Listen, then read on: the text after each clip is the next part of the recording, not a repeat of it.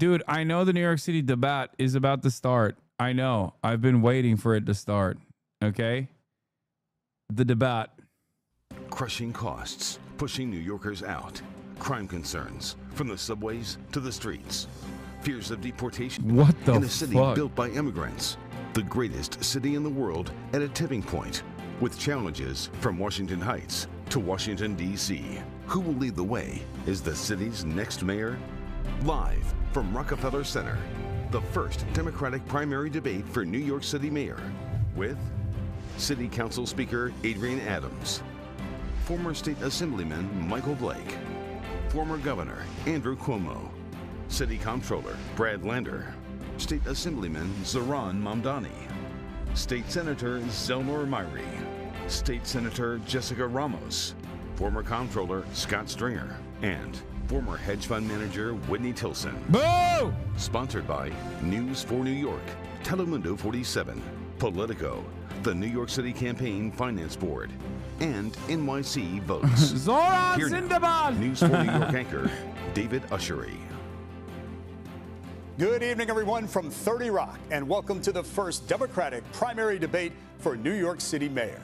I'm joined by my colleague, News 4 Government Affairs reporter Melissa Russo, Sally Goldenberg, senior New York editor for Politico, and Telemundo 47 anchor Rosarena Breton. This is a 2-hour debate live on all NBC, New York, and Telemundo 47 streaming and digital platforms. Yeah, 60 Politico.com, minutes, 4 points, 2 out of 5, Telexitos, 0 assists, and 4 YouTube. rebounds. This first hour It's also good. live on Channel 4. The leading Democratic contenders are here tonight. First Their question, do positions you on love stage were Israel? chosen by random drawing. Few rules for the candidates. For traditional question and answer, you'll have 1 minute to respond, and we'll offer 30-second First rebuttals question, at do the you love moderator's Israel? discretion.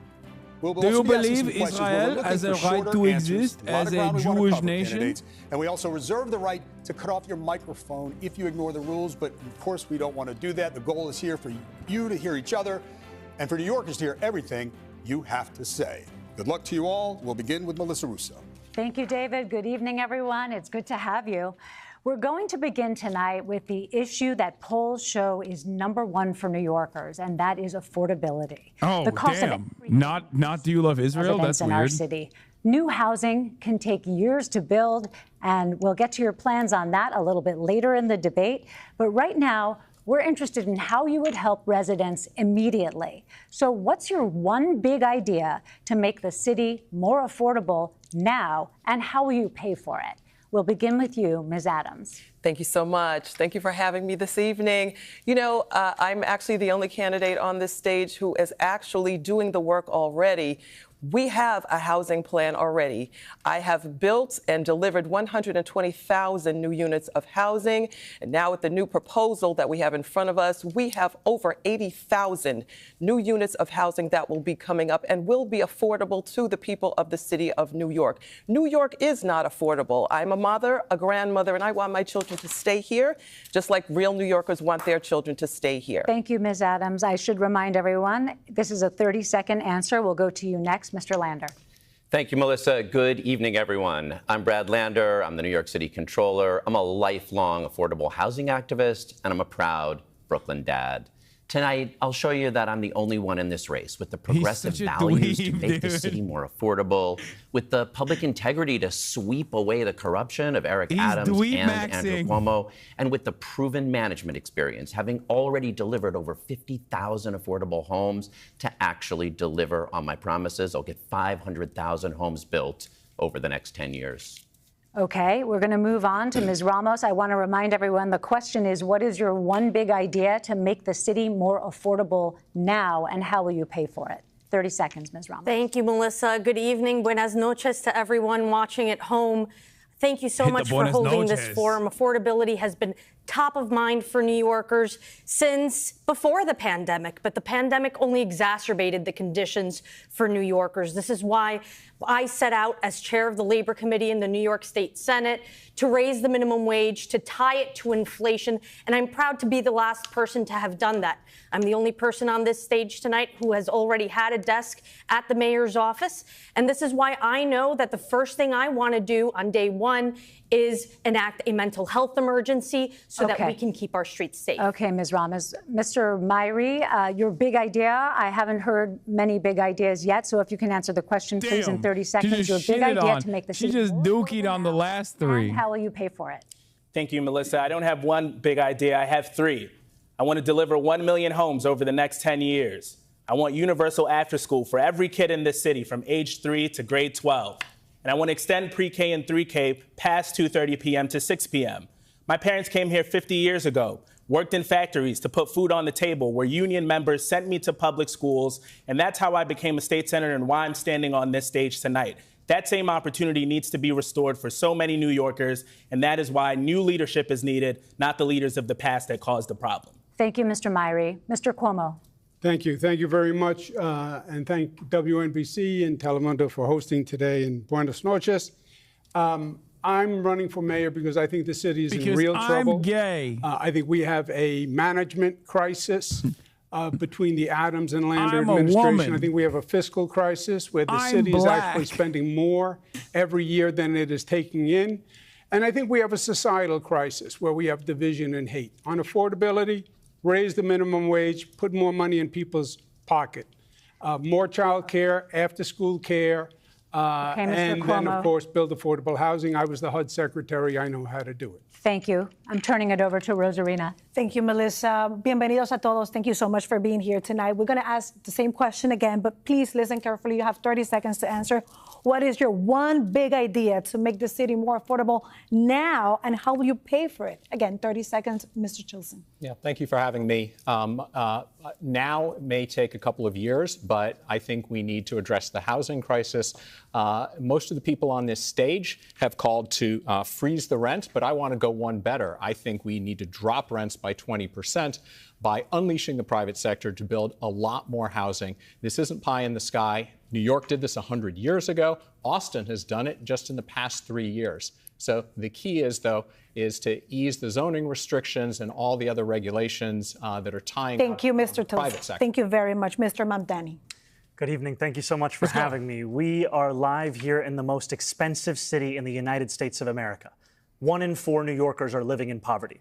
And I am running to be your next mayor to make this city affordable. I will do so by freezing the rent for more than 2 million rent-stabilized tenants, by making the slowest buses in the country fast and free, and by delivering universal childcare.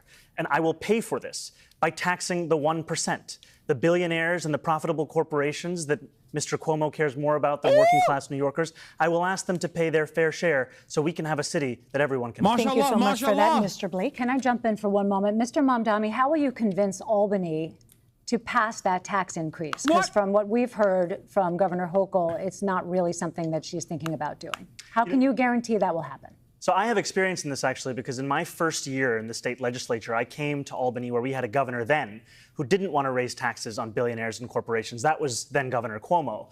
And we actually overcame his objections, raised $4 billion in new annual revenue, and finally funded the very public schools that he had starved for so many years. Thank you very much. We have to go with Mr. Blake now. As a South Bronx native family of Jamaican immigrants, the way we actually address affordability is by ending credit scores and increasing income limits for housing applications, and having universal child care that is happening not just after school, but throughout the weekends. We pay for this by having a vacant apartment tax for those that are not living in New York City, by withholding taxes to D.C. that Trump tried to take against us, and making sure, as much as I love the Knicks, and I'm sorry they fired Tibbs, but they had to, you have to tax what's happening at Madison Square Garden. That is how you pay for it. That is how we have affordability. Thank you, Mr. Blake. Mr. Stringer.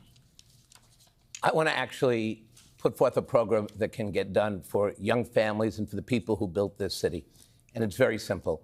We need to use city-owned vacant land, 1,000 properties, and transform that land into affordable housing. That property should go to not-for-profits, to limited profit developers, not the luxury developers that fund Andrew Cuomo's campaign, but the developers that can actually build the Mitchell-Lama 2.0 that we need. We owe it to the people who built this city and are now fleeing the city because they can't afford to live here. And we need to welcome the next generation of New Yorkers who will be here if we give them hope and opportunity and affordability. Thank you, Mr. Stringer. Sally Golden. Thank you. Now let's turn to President Trump, who looms large over the city, given his proposed funding cuts and his interest in hometown affairs. Democrats say they want a mayor who will stand up to him. Mr. Cuomo, you've branded the president a bully. Mr. Stringer, you called him a schmuck. And Mr. Lander, you put his name on a car and crushed it in a TV ad.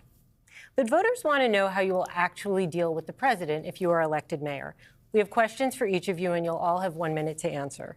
Mr. Cuomo, we'll start with you. You have experience collaborating and battling the president. Oh, Currently, my God, his stop Justice glazing. Stop the Department glaze. is Stop the investigating glaze. you, Stop the glaze. following a criminal referral from Congress, alleging you lied during testimony about your involvement in a report that undercounted nursing home deaths during COVID. Oh. With that probe underway, how do you ensure voters that you would not be compromised in your dealings with the president if you were elected mayor? Yeah. Well, this is what Mr. Trump does, right? He started an investigation against me, against Kathy Hochul, against Senator Chuck Schumer, against Hillary Clinton. This is one of his tactics. I know how to deal with Donald Trump because I've dealt with him before.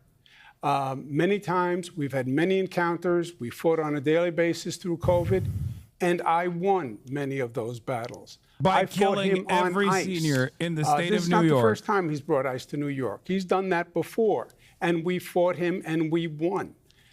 So he can be beaten, but he has to know that he's up against an adversary who can actually beat him. And I can tell you this, I am the last person on this stage that Mr. Trump wants to see as mayor, and that's why I should be the first choice that for the people of the city. Bro, he's as lost mayor. his step. Follow up on He's that, also though. Democrats also raised some concerns about your testimony, so it wasn't only Republicans. But just putting partisan politics aside for a minute, how would you respond to voters about the congressional findings of your involvement in that report? Yeah, first, putting partisan politics aside is virtually impossible nowadays. It's so toxic out there. The issue of COVID became a political football right away. It still is a political football between Democrats and Republicans, and even within the Democratic Party and within the Republican Party. And it's unfortunate. We should have been learning from the experience and finding out how we could be better prepared for the next time.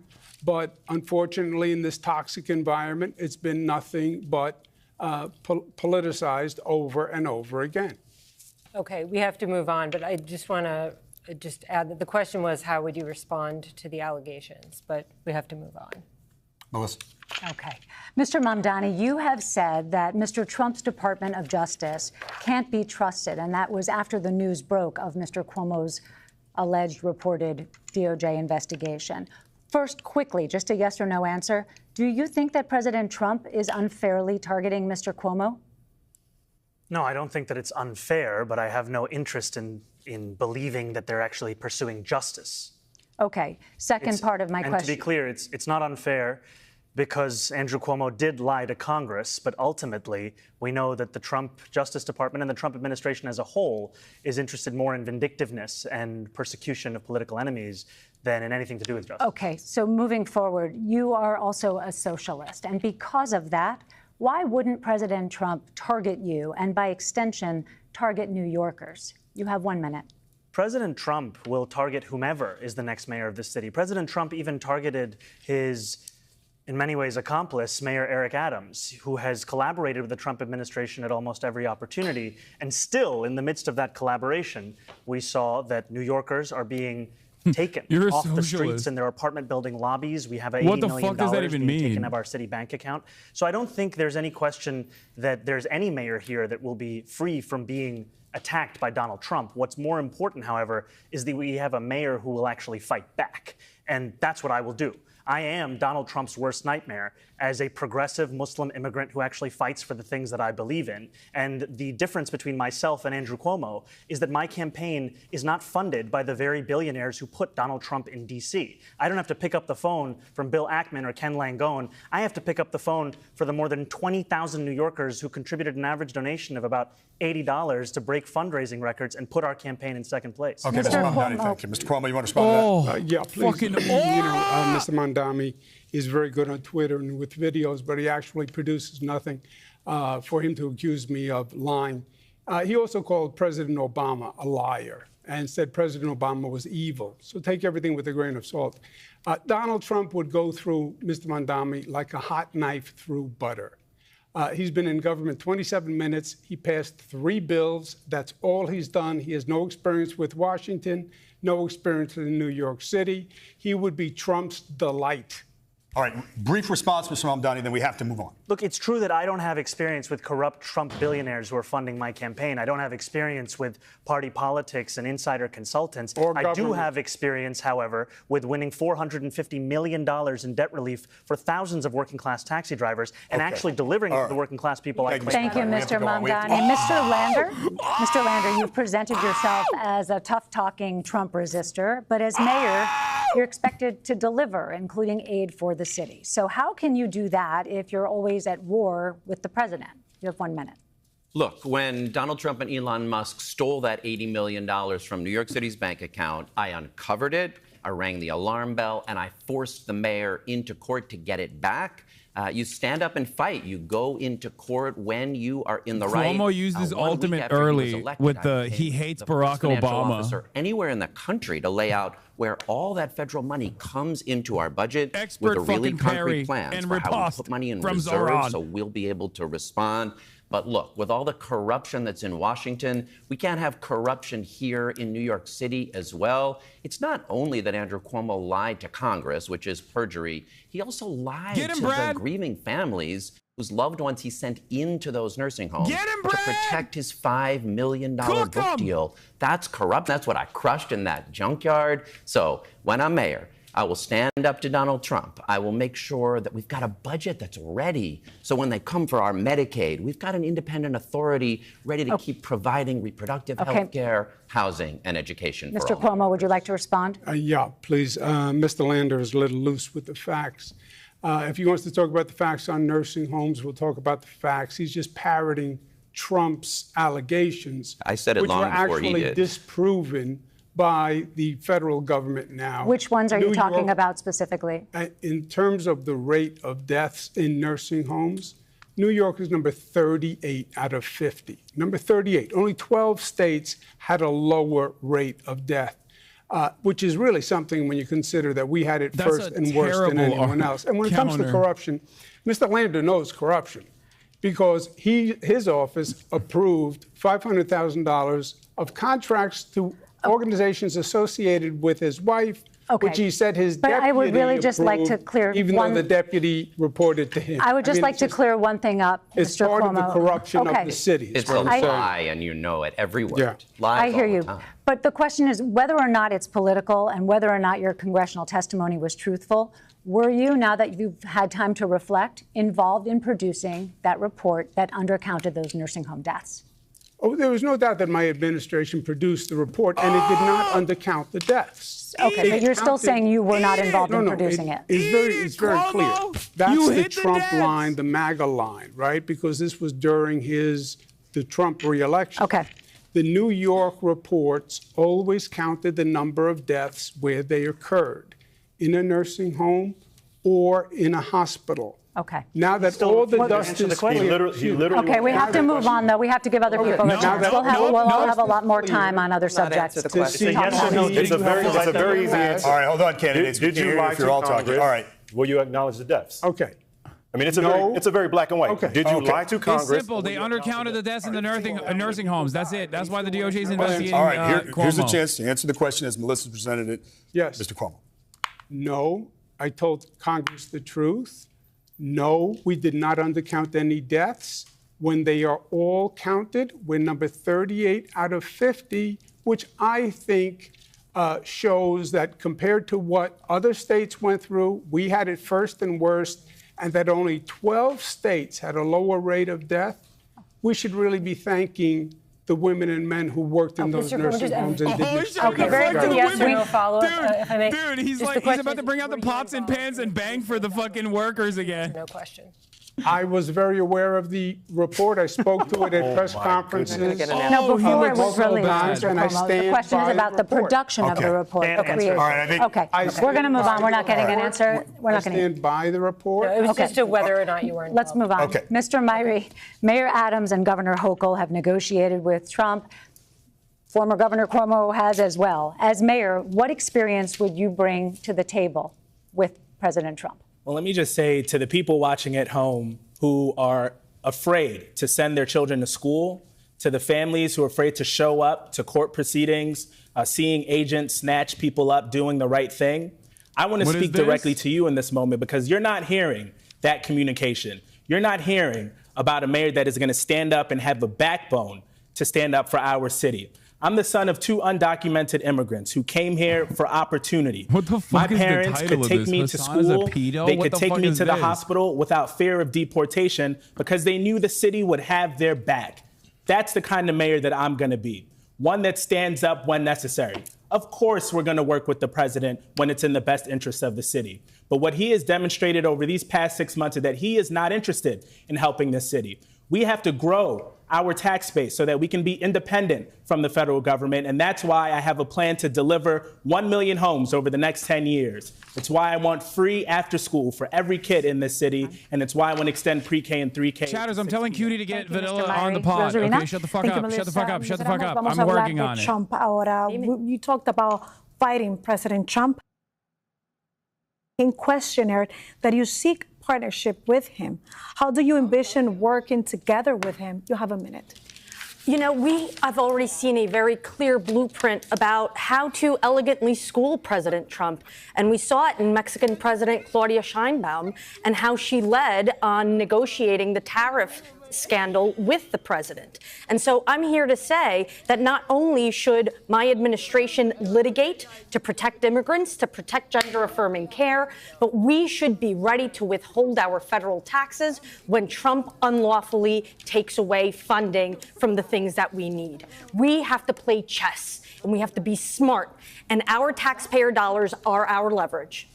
Thank you, Ms. Ramos. Mr. Stringer, the next question goes to you.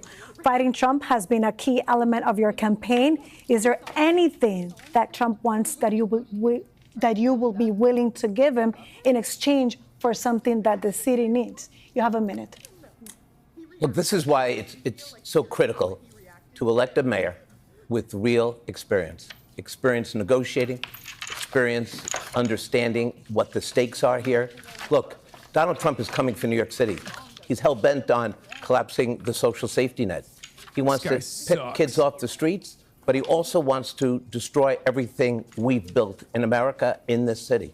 So I know how to fight him because I fought him in Trump 1. When he was coming after us, I managed to divest $4 billion from fossil fuel. I divested from private prisons. I divested from gun manufacturers. He didn't slow me down. He sped me up. But right now, we need a mayor who's going to put aside $1 billion in a very... Bro, we need a mayor with aura. None of these motherfuckers except for Zoran has aura. And maybe Ramos, too. She's kind of cool, too. But, like, god damn. And strategize about how we have a short-term plan to get the city to the congressional elections. No one has more experience in city government and knows how to do that than But me. Mr. Stringer, the question is, if he wants something in exchange, will you give it to him? I'm not quid pro quoing with Trump. What I'm going to do... Oh, I had the Vanilla Mainstream I'm going to organize the same thing that happened during the days when Ford said to New York, drop dead. We're going to go to the business community. I'm going to go to our congressional leadership, Schumer and Jeffries. I'm going to organize this city and this city government to wage a fight in Washington to protect the epicenter of the national economy, which is New York City. Thank you very much. We're going to move on to Mr. Tilson now. And the question goes to you, saying you've been blasting Mr. Trump since 2016 when you reported, call him El Diablo in Spanish, the devil, as mayor. How can you make a deal with him? We're talking about pact with the devil. Look, I think I've been fighting Trump and Trumpism since long before then, since he came down that escalator 10 years ago this month. And but I do think we Democrats have to stop giving Trump gifts, like when we let ourselves be defined by our far left, by socialists with their defund the police nonsense and open borders, et cetera.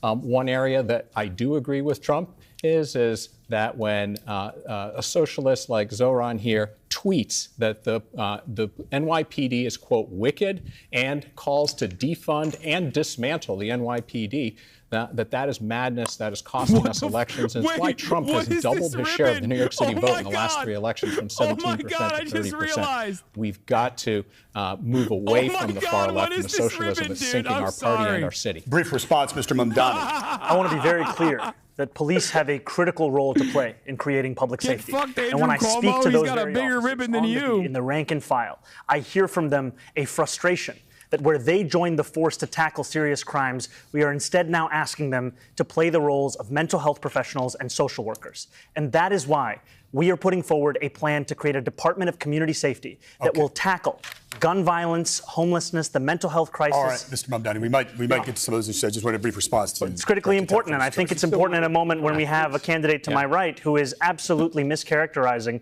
anything that we've put forward in this campaign. You can check his Twitter feed. He has not deleted the tweet that calls the NYPD wicked and to defund and dismantle the NYPD. It's still up. Thank you, Mr. Tilson. All right, thank you.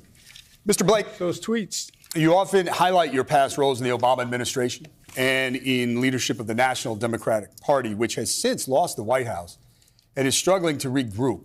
How does that make you effective when it comes to negotiating with President Trump if you were mayor? You have 1 minute. Well, as the only person on the stage who's been a part of a team that has actually defeated Donald Trump, and as a black man who understands that Trump goes after black folk, just ask the Exonerated Five or Barack Obama, and like them, we will win.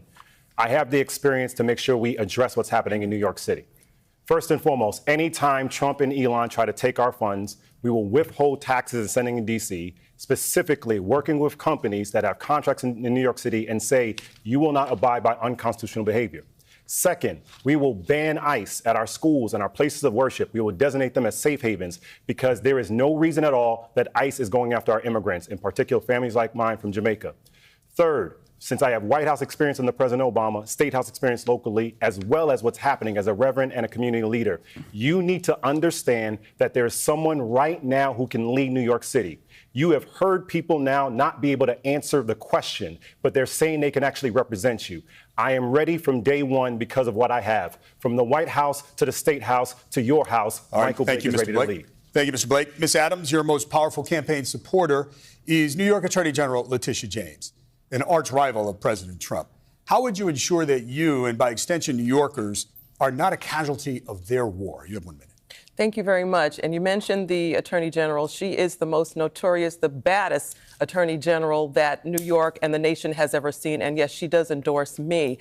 You know, when the name Donald Trump comes up, the first thing that the advice that I get from the Attorney General is that when Donald Trump comes your way and causes problems for New Yorkers, sue him. That is exactly what I am doing right now as we speak. We have an executive order that is in front of us that is illegal, that Mayor Eric Adams had his first deputy mayor sign. The mayor didn't even sign it, but the first deputy mayor signed it. And it would allow ICE to come onto Rikers Island, Donald Trump's ICE, to come onto Rikers Island, which has been illegal since the year 2014. I have a TRO, a temporary restraining order, that Judge Rosado feels that our case has merit. We have sued him, and New York will win. I will always be a mayor that will stand up for our immigrants. Donald Trump's ICE has no place on Rikers Island. Donald Trump's ICE has no place pulling our people that are taking their legal court dates now. No rights. Thank you. Not in my New York. Thank you, Ms. Adams. Sally Goldenberg. Thank you. Thank you, David.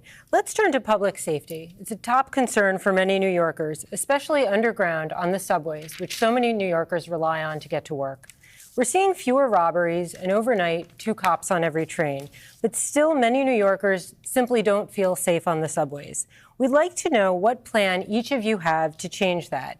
You have 30 seconds, and we're going to change the order and start with you, Ms. Ramos. Donald Trump's ICE is a lot like Netanyahu's Israel is perfect. We want to make sure that we're recruiting and retaining police officers. Donald Trump's ICE. I'm ICE. offering a workforce housing initiative to make sure that we help them be able to keep New York City their home. We want to attract them here. I want to increase their entry-level pay. I want to stop investing taxpayer dollars in RoboCops and toys and actually think about the officers themselves.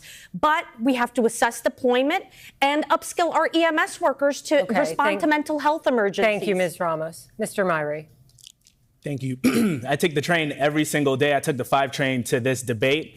So I'm experiencing exactly what New Yorkers experience. Dude, and that is things feel Zoran, different much on like our Bernie subways. Sanders, has been able to single-handedly change the dynamic of any election, any Democratic primary that a fucking socialist enters. It changes the entire discourse.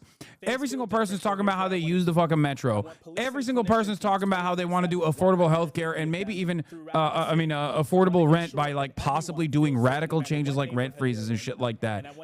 It's so crazy how the moment that you have a prominent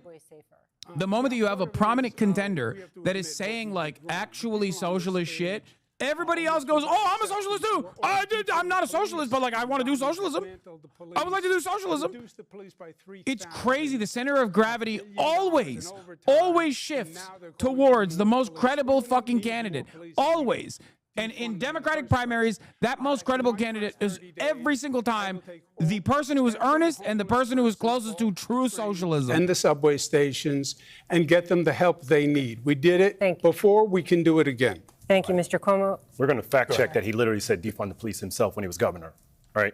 All right. The man, No, we're coming around to you. This is the third time he's literally lied about everyone on stage. We will get to this. We're coming around. We will get to this. Are you saying you didn't say, Andrew, are you saying you didn't say defund the police? I never supported defund the police. Are you saying you never said defund the police? I never supported. Can you just answer the question? I used the words defund the police. Again, I said I don't support defund the police. You just said everyone else did that, but you would not acknowledge. Mr. Cuomo, did you say? He did. All right, hold on, gentlemen. Did you say that it was a legitimate school of thought? Hold on, let us frame a question here. I think that Mr. Blake may be talking about something you said, which is that both are legitimate schools of thought. Defund or don't defund. And you gave it some legitimacy in public. I disagree with defund. Yes, you did.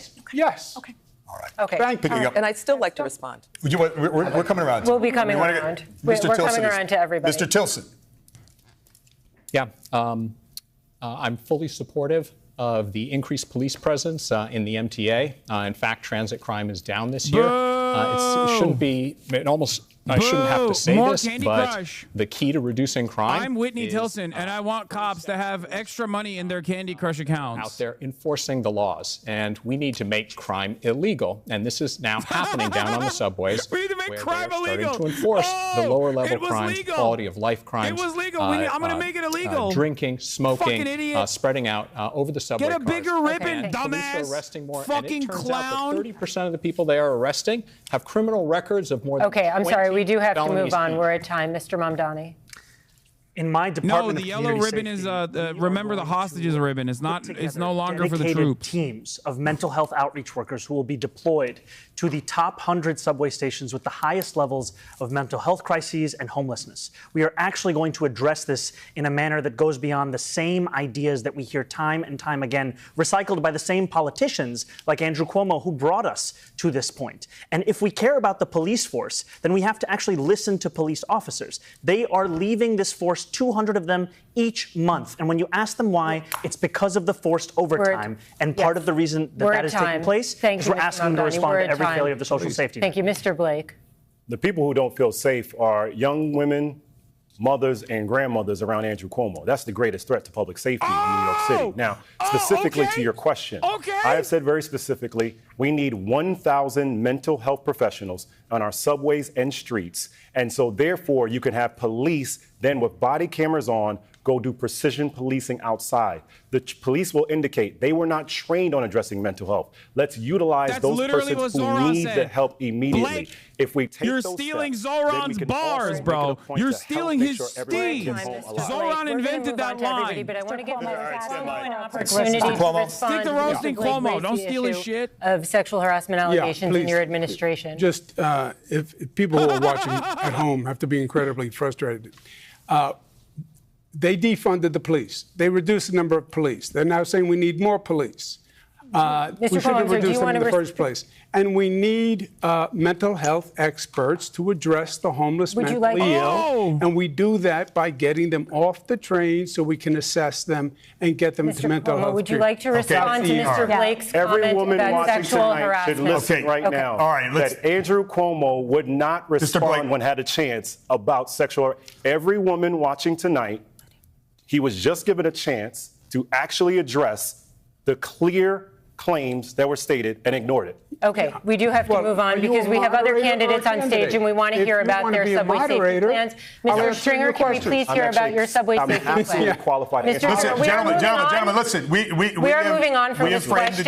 You had an opportunity to respond. Mr. Stringer, please tell us your subway safety plan. Kids, it's grown-up time, so just give me a second, okay? Let me straighten this out for you. Thank you, Scott. We appreciate that. No, you got it, man. So look, we're spending $1.3 billion in police overtime because we don't have enough police officers. We have the lowest police count in a generation, so we need to hire 3,000 more cops. But in order to get them, we have to go into our communities and get the wonderful, diverse citizens to come into a department. We need more black cops. We need more black and brown cops. That's something I'm going to do. We need more Druze cops. The crisis we need more Arab cops, Iranian cops, Dominican cops. The people who suffer from mental illness, and we have to align policing with the mental health initiative. Why Andrew Cuomo has the nerve to talk about defund when he signed the bail reform bill with loopholes that you didn't even read the bill? That is something that really caused the crime problem in our state. We're at time, Mr. Stringer. Ms. Adams. Thank you so much. To address this claim that everybody's called for defund, I have never called for defunding the police, and I never will. In the 2021 budget of the City Council, we were in a season of COVID, and many agencies had to be reallocated. Their funding had to be reallocated. Many agencies, not just the New York Police Department, but many. The City Council, our funding was even reduced during that season of COVID.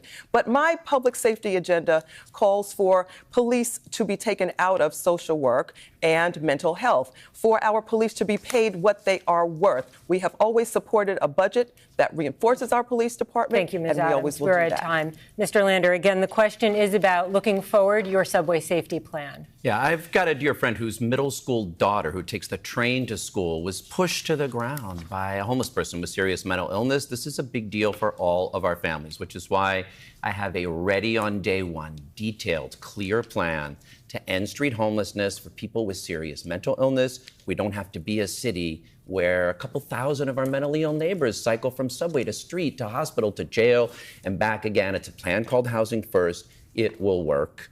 I do have to go back, though, because in the prior round, the former governor told a lie sourced from Twitter about my wife. And when I go home tonight, I better be able to make clear it's 100% false, and he knows it. Thank you, Mr. Mario Lander. Cuomo honestly campaigned and Thank you. Thank you, Mr. Lander. We're going to move on. Melissa has another set of questions about public safety. Please don't talk. Please don't talk. We're going to try to get as much in as we can. If you won't lie about my wife, I'll be good the rest of the time. Thank you. Okay, we are all familiar with what it's like to try to buy toothpaste or beauty products. I'm sorry, you will never convince me that this man I'm listening to is not Douglas Emhoff, okay? No, this is not anti-Semitism, but much like Douglas, Brad is also a major wife guy and has the exact same dweeb energy, okay? Often receive a ticket to appear in court, and they're usually released to steal again. That's how law enforcement describes it again and again. So we have a few specific questions, and you're going to have 30 seconds to answer. Mr. Cuomo, we will start with you because you signed the bail reform legislation. Governor Hochul has made some changes since you did that. Do you think bail reform is working? And how would much you like stop Douglas, I thought Brad was gay. and other low-level repeat crimes? You have 30 seconds. Yes. Just to go back, if Mr. Lander says his office didn't approve 500,000 contracts, that his deputy approved, affiliated with his wife's organization. Every word a lie. The deputy reports to him. Every word a lie, and he knows. Well, then it's easy enough to check. Mr. Cuomo, you're using your time, just so you know. You're going to have 30 seconds. Yeah. On bail reform, we all talk about how terrible Rikers Island is. Is he not gay? He's talking about his wife. It's a disgrace that it is still being operated by the city. Your time is up, Mr. Cuomo. I'm sorry. Crazy? Per person. And I thought he was gay until he started talking about his wife. I guess he's not gay, right? Mr. Myrie, you voted for bail reform as well. How would you stop shoplifters if you were the mayor and other low-level crimes that are taking a toll on our city? I actually don't know. Anyone that breaks the law needs to be held accountable, and we made changes to our criminal justice laws because things needed to change. And here's how I know. I was robbed with my mom in an elevator in the building that I grew up in when I was very young. Her worldview is informed by that experience. We have to ensure that every New Yorker feels safe in every neighborhood, wherever they are. And that is what I'm going to do as mayor. I'm going to return our police headcount to what it was in 2018. And I'm going to ensure that all New Yorkers feel safe wherever they are. time. Thank you, Rosarina. Yeah, Ms. Ramos, the same questions to you. You voted for bail reform. How would you stop shoplifters and other low-level crime to take a toll in the city? Well, we have a little more than 1,000 recidivists in the city of New York, and I've been hard at work in the Senate already, making sure that we're looking at treatment courts in cases of kleptomania. But clearly, there are organized rings that need to be taken down by the NYPD. So I'm here to say that there's accountability to be had. Address the root but causes we of also crime. have to make sure Address that the there root is causes a of balance crime. with the job Address opportunities the root causes that of should crime. open up if we address all of the crises that we are facing. But let's remember that you voted for the bail reform. Yes. Thank you.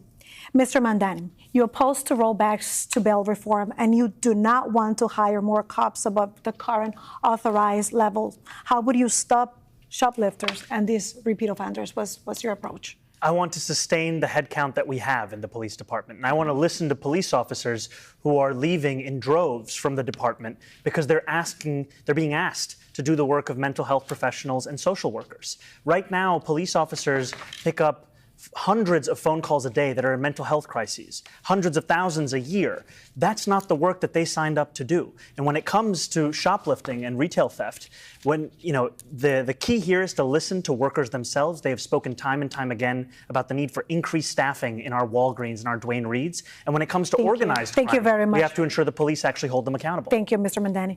Mr. Blake, do you see a need for change to the bail reform, and how would you end the retail theft as mayor? Absolutely. So I proudly supported it when I was in the assembly because Khalif Browder was my constituent. When we talked about raise the age and bail reform and speedy trial, we had to do that. But we need to make it different and stronger now. And to your question, that means we have to hold repeat offenders more accountable, be much more attentive to that degree.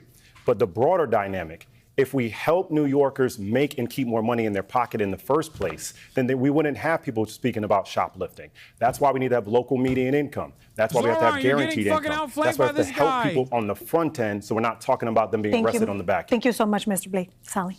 Thank you. Mr. Stringer, we're going to go to you with the same question. Do you see a need for any further changes to the state's bail laws? And how would you tackle retail theft as mayor?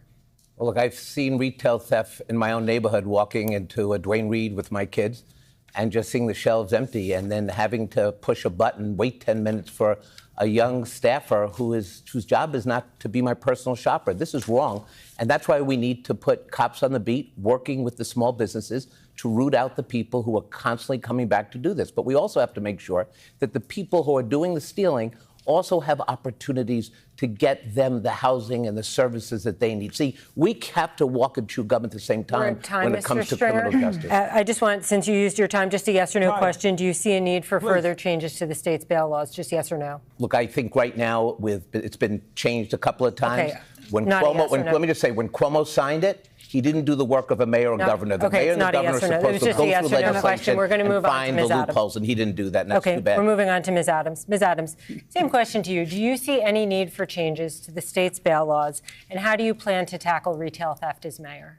Well, the state just made some adjustments and some tweaks, so let's see how that goes. We need to take a look at the ringleaders at the higher levels of the folks that are carrying and actually doing the stealing.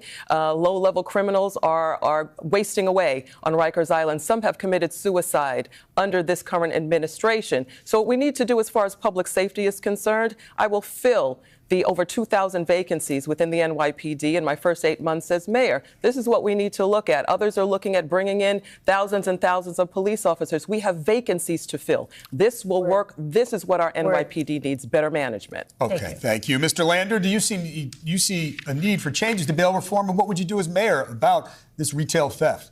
I've got a detailed plan to combat retail theft, so the toothpaste is not always behind lock and key. You can look it up on my website. To develop it, I took lessons from NYPD Commissioner Jessica Tisch, who I want to keep as commissioner because crime's coming down and accountability is going up. It involves giving a panic button, essentially, to retail stores. So they don't have to call 911. They can report quickly. Investigations can be thorough. I don't know what it is. And It's I've just actually like taken weirds the me idea from out. the conservative Manhattan Institute that drug treatment courts need to be central in our response. He sounds whimsical. You know what I mean? He's like, aha. Methinks there is a quiz afoot. Quick response? Okay. Ms. Mayor. All right, thank you. Sally, you had a quick question here. Yeah, well, I guess also for Mr. Tilson. Yes. Mr. Tilson, I'm going to let you respond, but just on that, Jessica. Yeah, I guess because Mr. Lander brought her up, just a quick show of hands, who else would keep Jessica Tisch as police commissioner? Okay, thank you. Haven't decided yet. Okay. Correct. All right. Mr. Tilson, you said you would cut crime by 50%.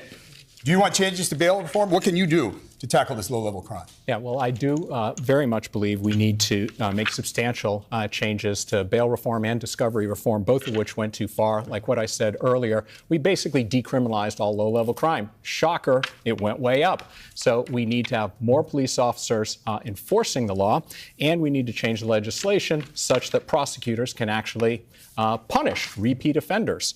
I just talked to a cop right here in Midtown North last week who told me they're down from 300 cops to 120, and they have to fill out so much paperwork when they make an arrest that the criminal is back out onto the street before they're finished with the paperwork. All right, Mr. Tilson, thank you. Rosalina. Thank you, David. Now we're going to talk about e-bikes. Bicycle deaths in the city have reached record heights in the recent years, with injuries also surging, many involving, of course, e-bikes. Just the past hour, Mayor Adams announced a plan to impose a 15-mile-per-hour speed limit on e-bikes. Do you believe this is the right way to improve safety? And what else would you do, Ms. Adams? You have. I think there's like 50 fucking candidates, and it's cool that there's 10 debate moderators. We should just have more candidates and more debate moderators. You know, make it a fucking free for all. Make the number of moderators 25. Make the number of candidates 100. Put them all on stage. Normally does. He does not collaborate with the city council. I want to hear from a guy who owns a bodega, who's now running for mayor, you know? Miles, and I believe is a penalty, which we could have come together and realize something much more reasonable for e-bike riders. Just to clarify. 15 miles. I understand. Yes, thank you. Thank you, Ms. Adams. Mr. Lander. I think the pedal assist city bikes go 17 miles per hour, so that seems pretty good to me. But we've got to go upstream here to the folks that are causing this. Uber Eats and Seamless and DoorDash need to be held accountable for the trips that are taken where they're making money. They've got the data to keep folks safe. And, you know, you can't operate a car dealership in this city that sells cars without license plates to people without driver's licenses. So we've got to hold the sellers of mopeds accountable. Those are motor vehicles, and they need to be treated that way if you're going to sell them. They've got to have licenses. They've got to have license plates. They have to operate safely. I saw there's a new travel ban implemented by Trump. Well, we have to end the criminalization of our delivery workers and bicycle riders. A lot of enforcement has now changed from civil summonses to criminal tickets, and that is leaving breadcrumbs for ICE and leaving many of our community members vulnerable. That being said, it is high time that we post speed limits and adapt our street design for the use of bikes and e-bikes. The fact is that we have to get them off the sidewalks. We have to make sure that they are abiding by the rules. And this is why we need public education in English, in Espanol, in all of the languages that our riders speak. Thank you very much. Mr. Myrie. There's no question that things feel different on our streets and that these categories of vehicles are not built for our current structure and on our streetscape. So we have to regulate. We have to hold the companies that are making money more accountable on this. But we also have to ensure that we are doing this in collaboration, doing this in a smart way, and ensuring that the enforcement on this is actually going to be going through. What we have seen is uneven enforcement in this space, and that's why there are older adults in this city that are afraid to cross the street because of how things feel. Thank you very much. Mr. Cuomo. Yes, I think this is another example of just dysfunctional city management. We passed a state law allowing e-bikes. It was supposed to be regulated by the city. You've had all sorts of accidents, all sorts of warnings. The city has done nothing. The speed has to come down. City bikes voluntarily came down to 17 miles an hour.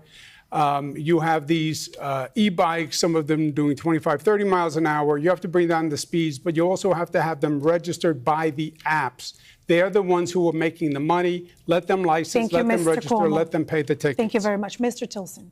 This issue is actually quite personal to me because I ride my bike in the city every day. And in fact, I'll bet I'm the only mayoral candidate in history who ever rode his bike to the mayoral debate. As Boo, I did, you're sweaty. Boo, you're sweaty. Have made things a lot more dangerous, not just for pedestrians. Get a bigger ribbon. So I've been calling to I ride speed my limit bike. them, Shut up, nerd. Since the beginning of my campaign. I totally agree with that. And I will tell you, just in the past couple of months, since police have started issuing citations, the e-bikes are behaving themselves a lot more. I see a lot fewer blowing through red lights, blowing up on the sidewalk. Thank you, Mr. Tilson. Let's remind you guys that these are the people taking, most of them, your food to your offices and your homes. Mr. Mandan. You know, I find it ridiculous to hear Andrew Cuomo talk about how we need to regulate the apps when this is the very mayoral candidate who has a super PAC that received $1 million from DoorDash. How are you going to regulate DoorDash when they are giving you $1 million to influence your street safety regulations and your labor regulations? This model, this economic model, is one that doesn't just incentivize e-bike riders to break street safety laws. It often requires them to do so to make the Mr. Cuomo, do you want to respond to that? Yes. I work for the people of the state of New York, the people of the city of New York. I don't care who gave me what. I do what is right, and that's how I. But you don't feel compromised? That's how I've always run my. But don't you feel career. compromised? I just said the apps should be held responsible. They are the ones who should have to license the bike, register the bike. They should be responsible for the fees. They're the ones who are making the money. Thank you, Mr. And I in terms of who represents who. Thank you very much. We have to go to Mr. Blake. Mr. Blake.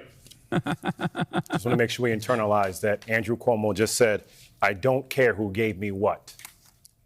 That's not a man who's actually going to break the corruption in City Hall. You need a new vision right here. To your question around e-bikes, this guy's one of the reasons why we cannot have an increase of people getting tickets is that it will absolutely lead to the harassment of more communities of color and immigrants in particular. Now, we definitely have to focus on what's happening around speed limits, but also how to reimagine what our city can be, because we cannot continue to have a 2025 city with a 1905 infrastructure. Mr. Blake, we've laid out the vision at BlakeForNYC.com on how to address e-bikes as well as a new city. Mr. Stringer. Let me start by asking, just answering the question. Yes, I think 15 miles an hour is reasonable, and I think the mayor is right about this. But in the time that I have, I do want to follow up about DoorDash, because that $1 million contribution crossed the Rubicon. And the contributions of donors who are giving between $250,000 and $1 million are fundamentally buying the mayoralty. And that is something that we spent 20 years never trying to get to again since City for Sale. Mr. Stringer, thank you. You are writing a new book about how to take the mayoralty 1, 2, 3. And I find it offensive. Thank you. Brief response, Mr. Cuomo. Yeah, I live with the campaign finance rules. They're talking about an independent expenditure committee. And let's remember who represents who here. I am the person on this stage who represents the working men and women of New York City. The labor unions have endorsed me, over 650,000 strong. You were fined by the campaign finance board. I got this. 1.3 challenged by the campaign finance board as we speak. We have to move on. I think the issue's been spoken to and addressed. We have another question here for you. We'd like 30 seconds on this. You've all spent years in politics. What's your biggest regret? We'll begin with you, Mr. Blake. Well, right now it's dealing with the campaign finance board, who is illegally not having me on the second stage, where they have now admitted in writing 4 times that they made incorrect determinations of my matching funds. And if you go to our website, you're going to see we challenge that. Is that a regret of something? Your regret in this? Or? Well, my regret is that I've been trying to have patience with the campaign finance board. Okay, Mr. Blake, thank you. Mr. Mamdani, biggest regret in your years in politics?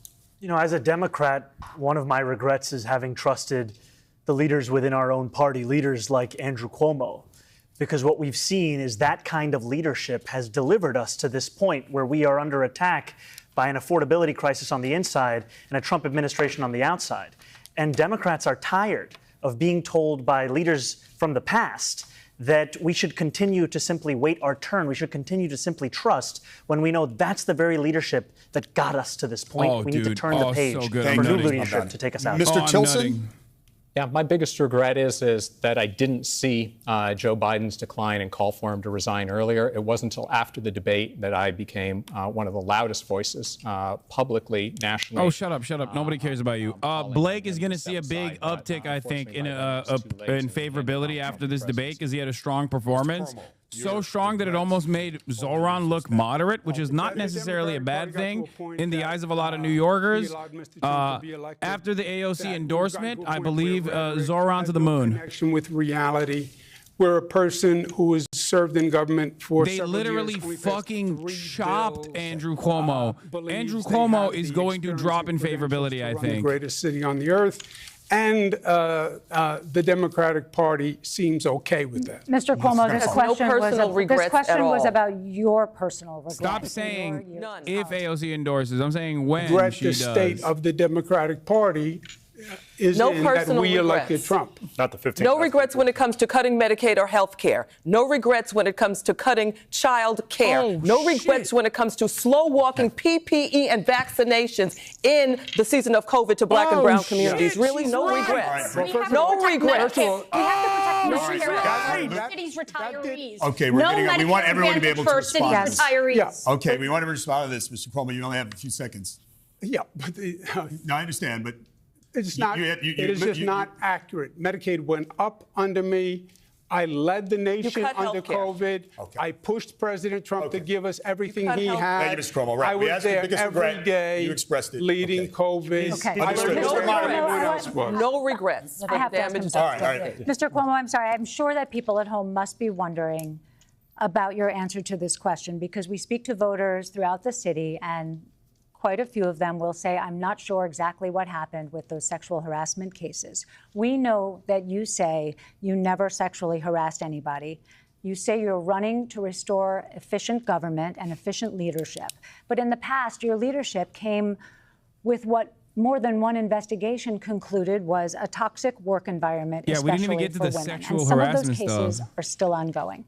So I just want to ask you, since we're talking about regrets, you have apologized to some of those women back when you were still governor. What do you say to voters now, looking ahead to your potential mayoralty? Are you doing anything differently? And why should they believe that that same situation won't happen again? Yeah, Melissa, let's just make sure we have the facts.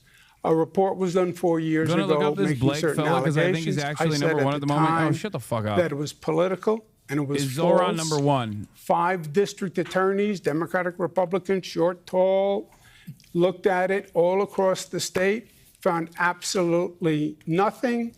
One case has been resolved. I was dropped from that case. Dog, half of the fucking candidates that said good things about policies directly ripped them from Zoran. What are you talking It was about? unintentional, but I apologize, and I say that today. There was also a Justice Department investigation, but we'll move on because we're out of we time. detoured there because the issue raised, but we also want everyone to respond. Mr. Murray, biggest regret in politics?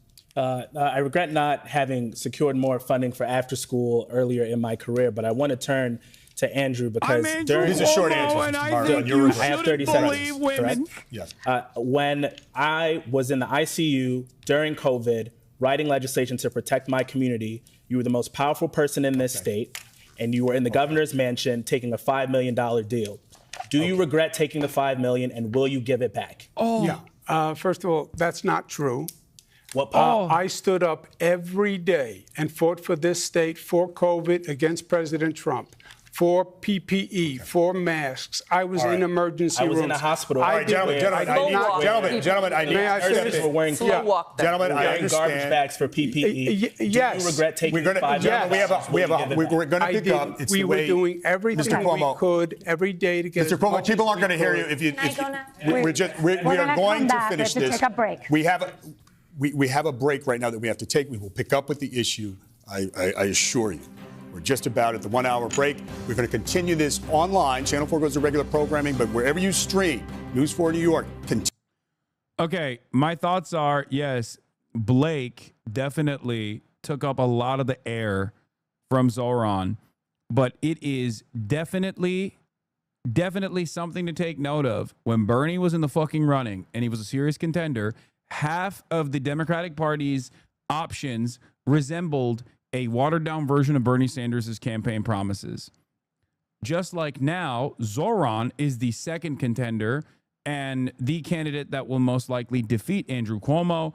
And you have so many other fucking candidates on that stage that are basically biting all of the promises that he has made, okay, that he's been running on for fucking months.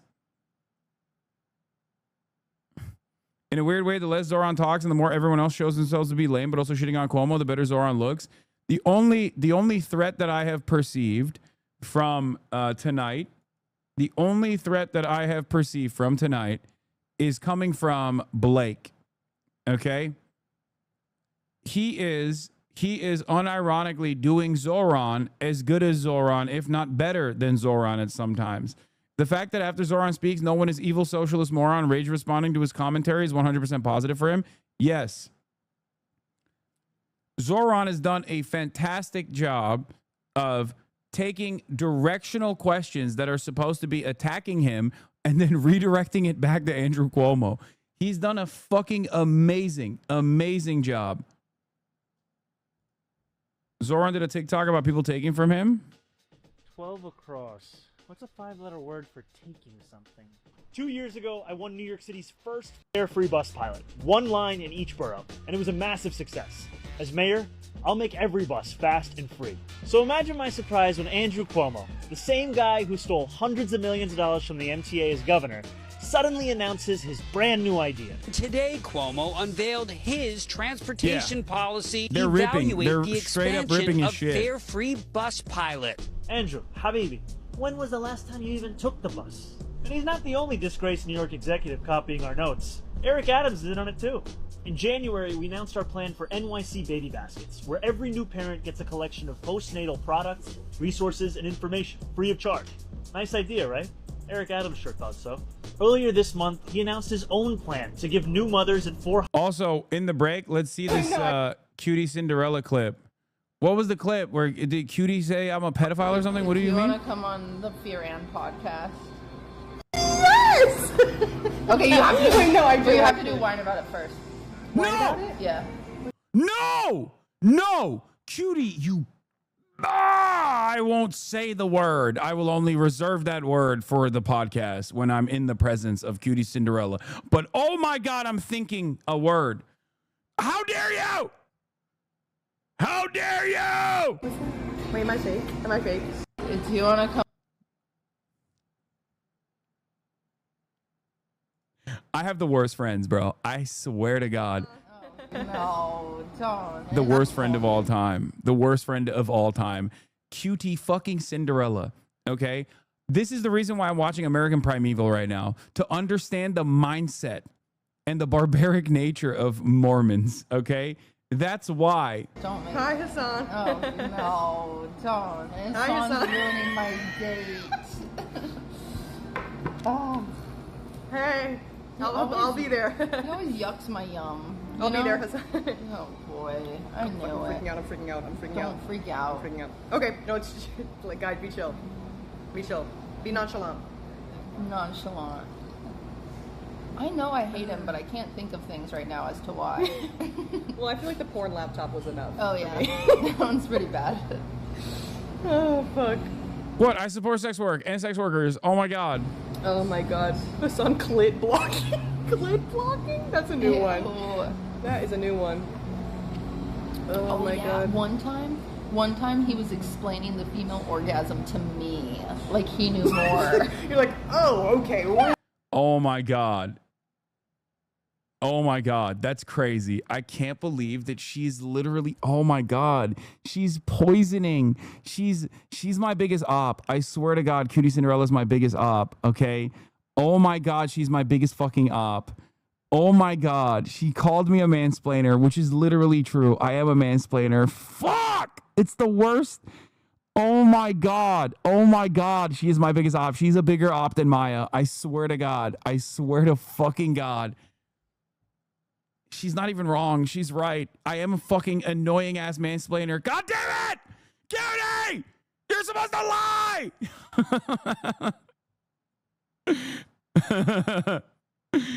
Yeah, I got government op. She's a bigger op than Israel at this point, okay?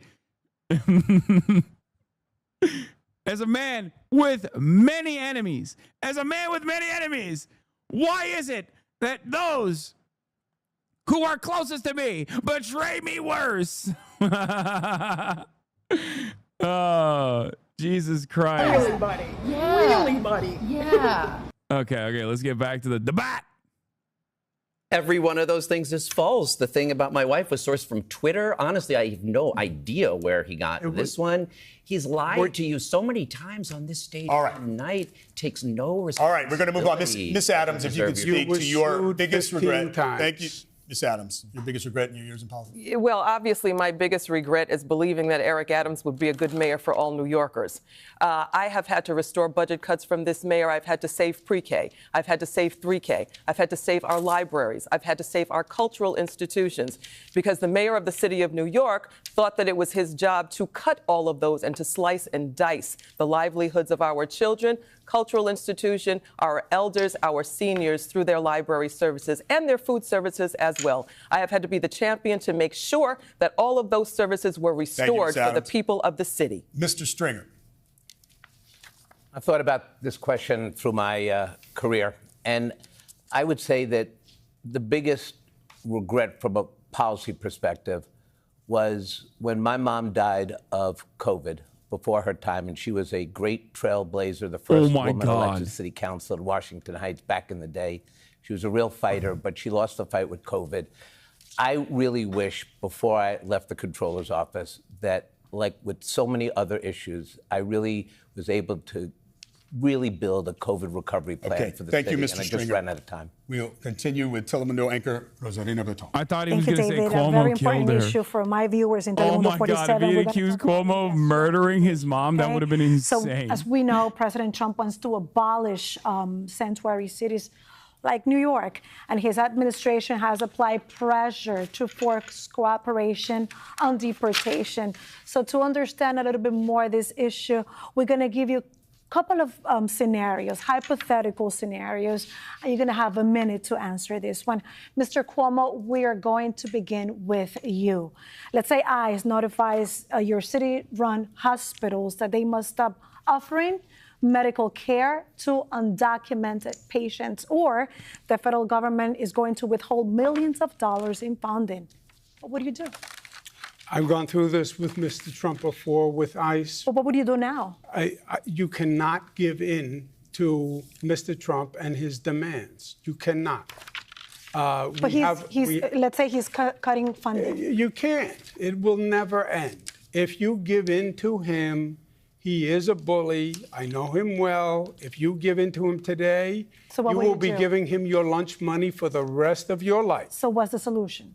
You have to fight him. And the way you fight him is not by suing him. Yes, of course you sue him, but he gets sued 10 times before he gets out of bed in the morning, right? Kind of like you. That doesn't and bother the lawsuits are winning, right? by the way. We need a national coalition, which we can put together, of like-minded states and cities that will oppose these actions. And then we're going to have to eventually beat him politically in the Congress, but you cannot give in to his demands. Thank you, Mr. Cuomo. Mr. Chilson? Yeah, I mean, Donald Trump throws 50 tweets a day up there, and most of the time you just ignore him. If he actually does act illegally to try and blackmail us, you have to sue to restore that funding.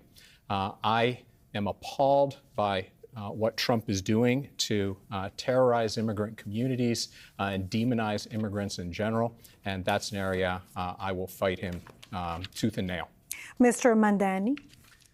Our city is under attack by an authoritarian Trump administration, and it is under attack that is now being echoed by Trump's allies right here in New York City. And I say that as someone who would be the first immigrant mayor of the city in generations, someone who just yesterday had a sitting elected official call for me to be deported.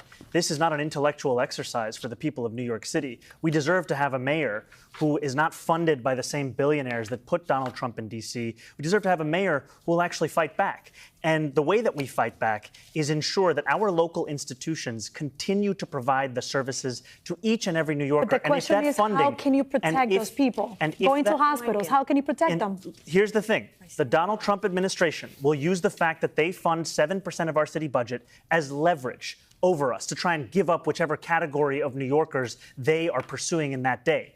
Ultimately, what we need to do is tell those same institutions we will provide them that funding, and we'll get that funding by taxing the 1% and the wealthiest corporations right here in New York State. Thank you so much. Mr. Blake, I'm going to remind you the question is, ICE notifies the hospitals that they're not going to offer care to immigrants. How can you solve this situation? As a son of Jamaican immigrants, where I was born with a heart murmur in North Central Bronx Hospital, and my mom that's watching right now, and my wife who's Jamaican and Honduran, this is important for us to expand the conversation of what's happening. To your question, we create the protections by designating hospitals, schools, community centers, places of worship as safe havens where ICE is not permitted to enter unless there's a signed judicial warrant. Moreover, we have to expand the conversation. We've been very clear we will remain a sanctuary city to make sure that we are protected, full stop.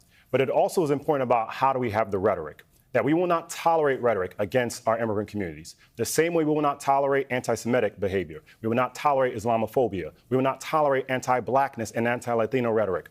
And that means at the same time, we have to protect our nonprofits that are helping our immigrants as well, which is why I said you must grant as well as reimburse nonprofits earlier that are helping our immigrants, in particular our undocumented ones right now. Thank you, Mr. Blake. Mr. Stringer.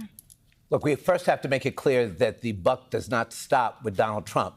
And that's why the very rainy day fund I proposed would immediately allow us to build back the health services that the federal government could take from us financially. This is why we need a mayor who knows the buck, because that's the job of mayor, understanding how we actually get through the Trump era. But it doesn't stop there. Look, my experience has always been about fighting in Trump 1. And we won a lot of those battles. We won those battles during COVID. We never backed down, but we were strategic. And that's why we need to work with our Washington partners. You know, there are Democrats in Washington ready for the fight with a mayor who brings a confidence and a proven ability to deal with the economics of this crisis. But this is not a time for training wheels. This is not a time for somebody who has never dealt with the finances of the city to be mayor of New York. Thank you very much, Mr. Stringer. Now, Ms. Adams, we're going to go to you next. We're going to change a little bit the situation. Let's say that you learned that ICE is planning to stop immigrants outside your hospitals for possible roundups. Would you warn them? And how would you handle this situation? You have a minute. You know, it's work that I'm already doing as Speaker of the City Council. So I've already stepped up in leadership to do this. I've had a target on me because I refuse to erode our sanctuary city. They're not even watching the debate anymore. They moved on. Is playing Chicago Med now? God Mayor damn. is to protect the immigrants of the city of New York. New York is a city made up of immigrants. So it is our responsibility to make sure that all New Yorkers, our old New Yorkers and our newer New Yorkers, feel safe in this city. As mayor, I will not kowtow to Donald Trump. But would you warn them that they're...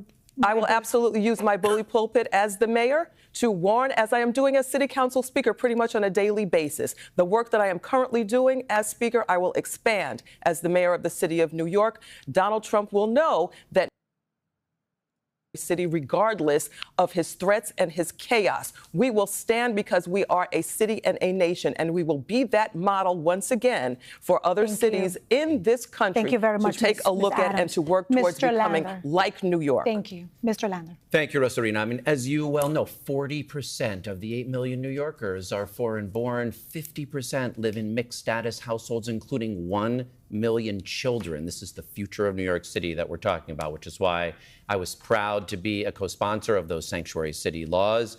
3 specific things I would do here. 1, it's not just the mayor. Every New York City employee needs to understand the sanctuary city laws. So I've got a detailed plan to make sure our school social workers and receptionists, our shelter security guards know the sanctuary city laws. So we'll have a network to get this information out and absolutely warn people before they walk into ICE. I've proposed creating an independent health authority to segment off city money from Medicaid money. And I want to expand NYC Care, so it's not just in health and hospitals, but in our federally qualified health centers as well. That'll make sure our immigrants are protected. Thank you very much, Ms. Ramos. Rosarina, Trump mintió. Trump anda detrás de todos los inmigrantes. Pensamos que solamente iban a ser los supuestos criminales y hemos visto que eso no es verdad. We have to keep ICE out of our hospitals, out of our schools, out of our houses of worship, out of any public institution, and really limit cooperation of ICE with the NYPD only when it comes to the 90-plus charges under the current sanctuary city law. Those are very serious charges. I want to make sure that it's so funny that one of the chatters tried to say, please speak English, and then couldn't even type that correctly. It goes to show you the mindset of the fucking dumb hog American. It'll be my responsibility as mayor of the city of New York to create entry points into the economy so that they can stay busy, provide for themselves and for their families, and honor the fabric of this city and of this country, which cannot function, whose future won't be brighter without our immigrants. And that sounds like that sounds like a great plan, but would you be using taxpayers' money for that?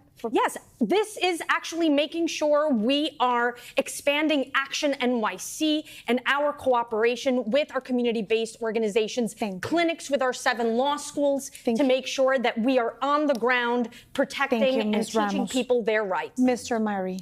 This isn't just a hypothetical for me. I grew up with pretty severe asthma, and both of my parents would take me to a city hospital, Kings County Hospital, when I had an asthma attack. They weren't documented then, but they knew that the city had their back. So not only would I be warning, I would be assuring them that we had their back right now. Sanctuary city laws used to not be political.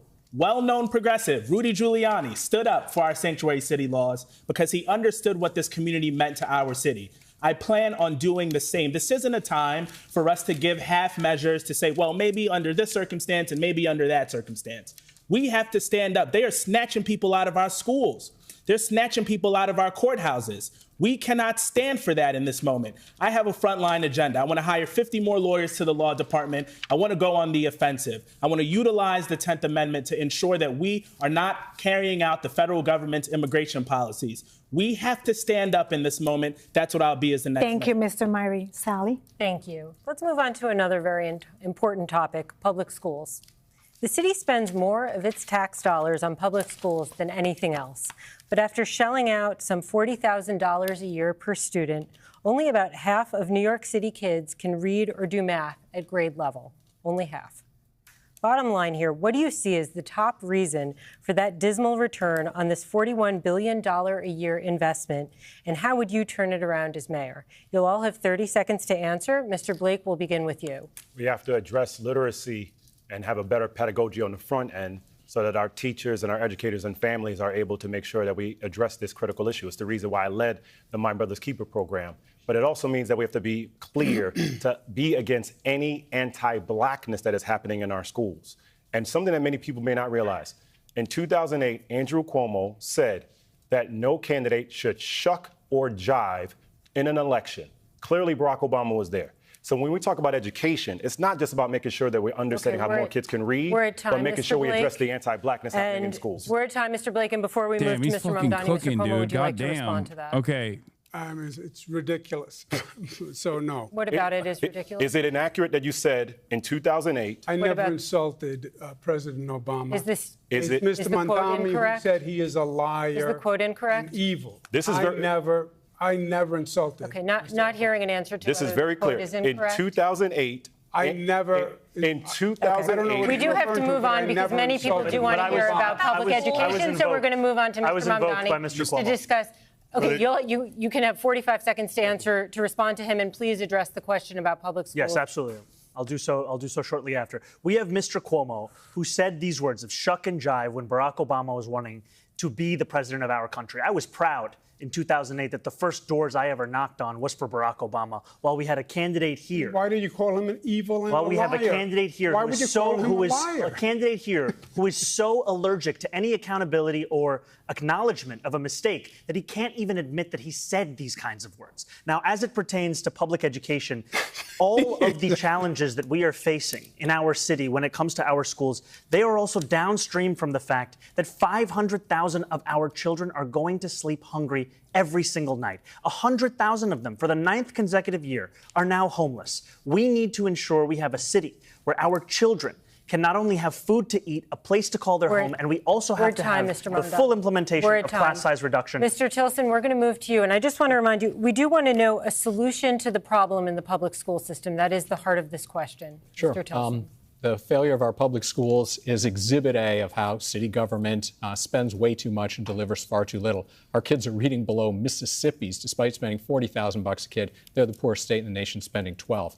It's really, if you're a business person, I know, and I am for 40 years, it's bad management. There are few, if any, rewards for success and few, if any, consequences for failure. I served on the board of KIPP charter schools for more than 20 years, and 15% of our public schools, the charter schools, are held accountable. Not surprisingly, they are the best charter schools, public schools overall in the city, delivering for kids. We have to move on, Mr. Cuomo. And I just want to remind you again, we've established that there's a problem. We're looking for solutions. Mr. Cuomo? Gotcha.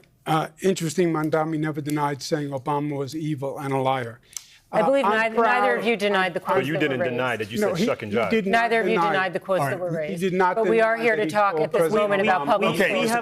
The reason why he's hitting the Mamdani thing is because Barack Obama is a god.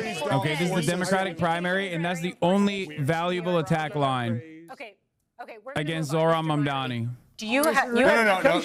Let's give Mr. I'm proud that I raised education to the highest level of any state in the United States. I understand the point about we need to reform the education system. I would start with the DOE. They spend hundreds of millions of dollars on consultants. We don't know what we get.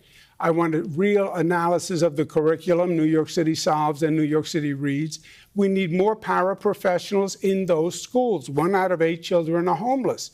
It's too much for a teacher to do. Understood. Pay the paraprofessionals. We're at time. Give Thank you, Mr. more assistance. I got it. Thank you. Mr. Myrie. I wouldn't be standing on this stage if not for our city's public schools. I went to PS 161, the Crown School, and made my way to Cornell Law School, with Brooklyn Tech and Fordham in between, only because there were teachers that got up every single day and put their best foot forward so that I can be on a path to success. But we also have to think about what is happening after school. We had learning loss over COVID-19, and I want to provide universal after school to help make up for that learning loss. I wouldn't be here today if I didn't have an after school program that taught me karate, even though I was terrible and I was the only boy on the step team and had the moves to prove it. I want to give that to every single kid. We're at time now. We're going to move to Ms. Ramos. Well, now I have to shout out PS 70, IS 10, and the Academy of American Studies in Astoria. I wouldn't be here without them, and my children wouldn't be where they are in middle school in Queens if it wasn't for PS 69 in Jackson Heights. Look, it's true that our children suffered some lapses in developmental and social skills throughout the pandemic. I've seen it. So I want to make sure that we are delivering on teacher centers and so that our teachers have more supports, giving NYC Reads more time to really seek in, and really providing our District 75 schools with all of the funding they deserve. Okay, thank you, Ms. Ramos. Mr. Lander, again, we are looking for solution-oriented answers here. Both our kids also pre-K to 12 in New York City public schools. Shout out PS 107. 30 seconds is hard. I've got a detailed plan. I'm the only candidate in the race with a detailed plan on my website for education. How I'll measure what matters, what metrics I'm looking at, how I'll recruit, retain, and support teachers, including a teacher's center in every school, and how I'll deal with the growth we've seen in mental health crises, in homelessness, and in chronic absenteeism by making every school a community school so it can support all our students. Thank you. Ms. Adams. You know, prior to becoming an elected official, I was the education chair for my local community board. Education has always been a priority for me. It always will be. We raised 4 children in the public school system. So again, I am that everyday New Yorker that knows what this feels like. So we know that the DOE has the highest budget of all city agencies. What I would do would be to redeploy resources. I have seen as council speaker how difficult it is to maneuver through the DOE agency and the barriers of bureaucracy. But as mayor, I will have full view in order to help all of our children get through the bureaucracy and get our children taught the right way. Mr. Stringer. My sons, Max and Miles, are going through public middle school as we speak. And the challenge for them as COVID kids is very real. And there's a lot of kids out there that need help, and they need it now. They need mental health services. They need extra tutoring. And we're not providing that with this $40 billion budget. I know that because I audited the Department of Education more than any controller in history, found missing computers, missing iPads at the height of COVID. But here's what we have to do. Childcare, baseline pre-K, 3K. We need an after-school program that focuses on tutoring and giving kids that don't have parental resources financially the help they need. It doesn't matter how you start the race. It matters how you finish the race. Thank you, Mr. Stringer. We're at time. David? Okay, thank you, Sally. We call this next section of the debate, What's in a Name? We have 3 quick questions looking for fast answers. We'd like you to answer each of them with a name. We'll go down the line, starting with Mr. Stringer. Right now, who's the most effective Democrat in the country? It's not Eric Adams. I would say the most effective Democrat right now is Hakeem Jeffries. Okay. Boo! Mr. Blake? Oh, I would say myself because I actually defeated Donald Trump when I was vice chair of the DNC. Mr. my Mamdani? God. Mayor Wu of Boston. Mr. Tilson? My old friend Cory Booker, after his 25-hour Herculean. Thank you, Mr. Tilson. Mr. Cuomo? Hakeem Jeffries. Mr. Myrie? Majority Leader Andrea Stewart Cousins. Ms. Ramos? Maryland Governor Moore. Mr. Lander? Boston Mayor Michelle Wu. Ms. Adams? I would have to say the next speaker would be Hakeem Jeffries. Oh, in the primary, God. voters will be ranking you 1 through 5, number 1 being their top choice for mayor. So we break up the order and start with Mr. Cuomo. Assuming you rank yourself number 1, who on this stage would you rank number 2? I'd leave it to the voters. So you would not put a name in, or you're not sure? No, I'd leave it to the voters. Okay. Mr. Tilson? I haven't decided on my number 2, but I'm an ABZ. No disrespect, Zoran, but I think his policies are dangerous. Okay, Mr. Mamdani? I'm more of an ABC guy, anybody but Cuomo. I'll be telling my voters, however, who to rank number 2 before Election Day. Okay, no name was yet. Mr. Blake? I'm going to take the Andrew Cuomo approach and not answer your question. Mr. Stringer? Well, you're not supposed to make news at these debates, right? No, just joking. My second choice really will be based on who I think would be the second best mayor on the stage. Ms. Adams? I also would rank myself number 1, of course, but we will not be breaking news as far as who my number 2 will be tonight. All right, Brad, Mr. Lander? Zoran. Andrew Cuomo has shown you many times tonight why he should not be anywhere on your ballot. Ms. Ramos? Well, I think this debate is really good food for thought and will give us all a better idea. I'm hoping to have a better idea by the end of tonight. Mr. Myrie? Stay tuned. All right.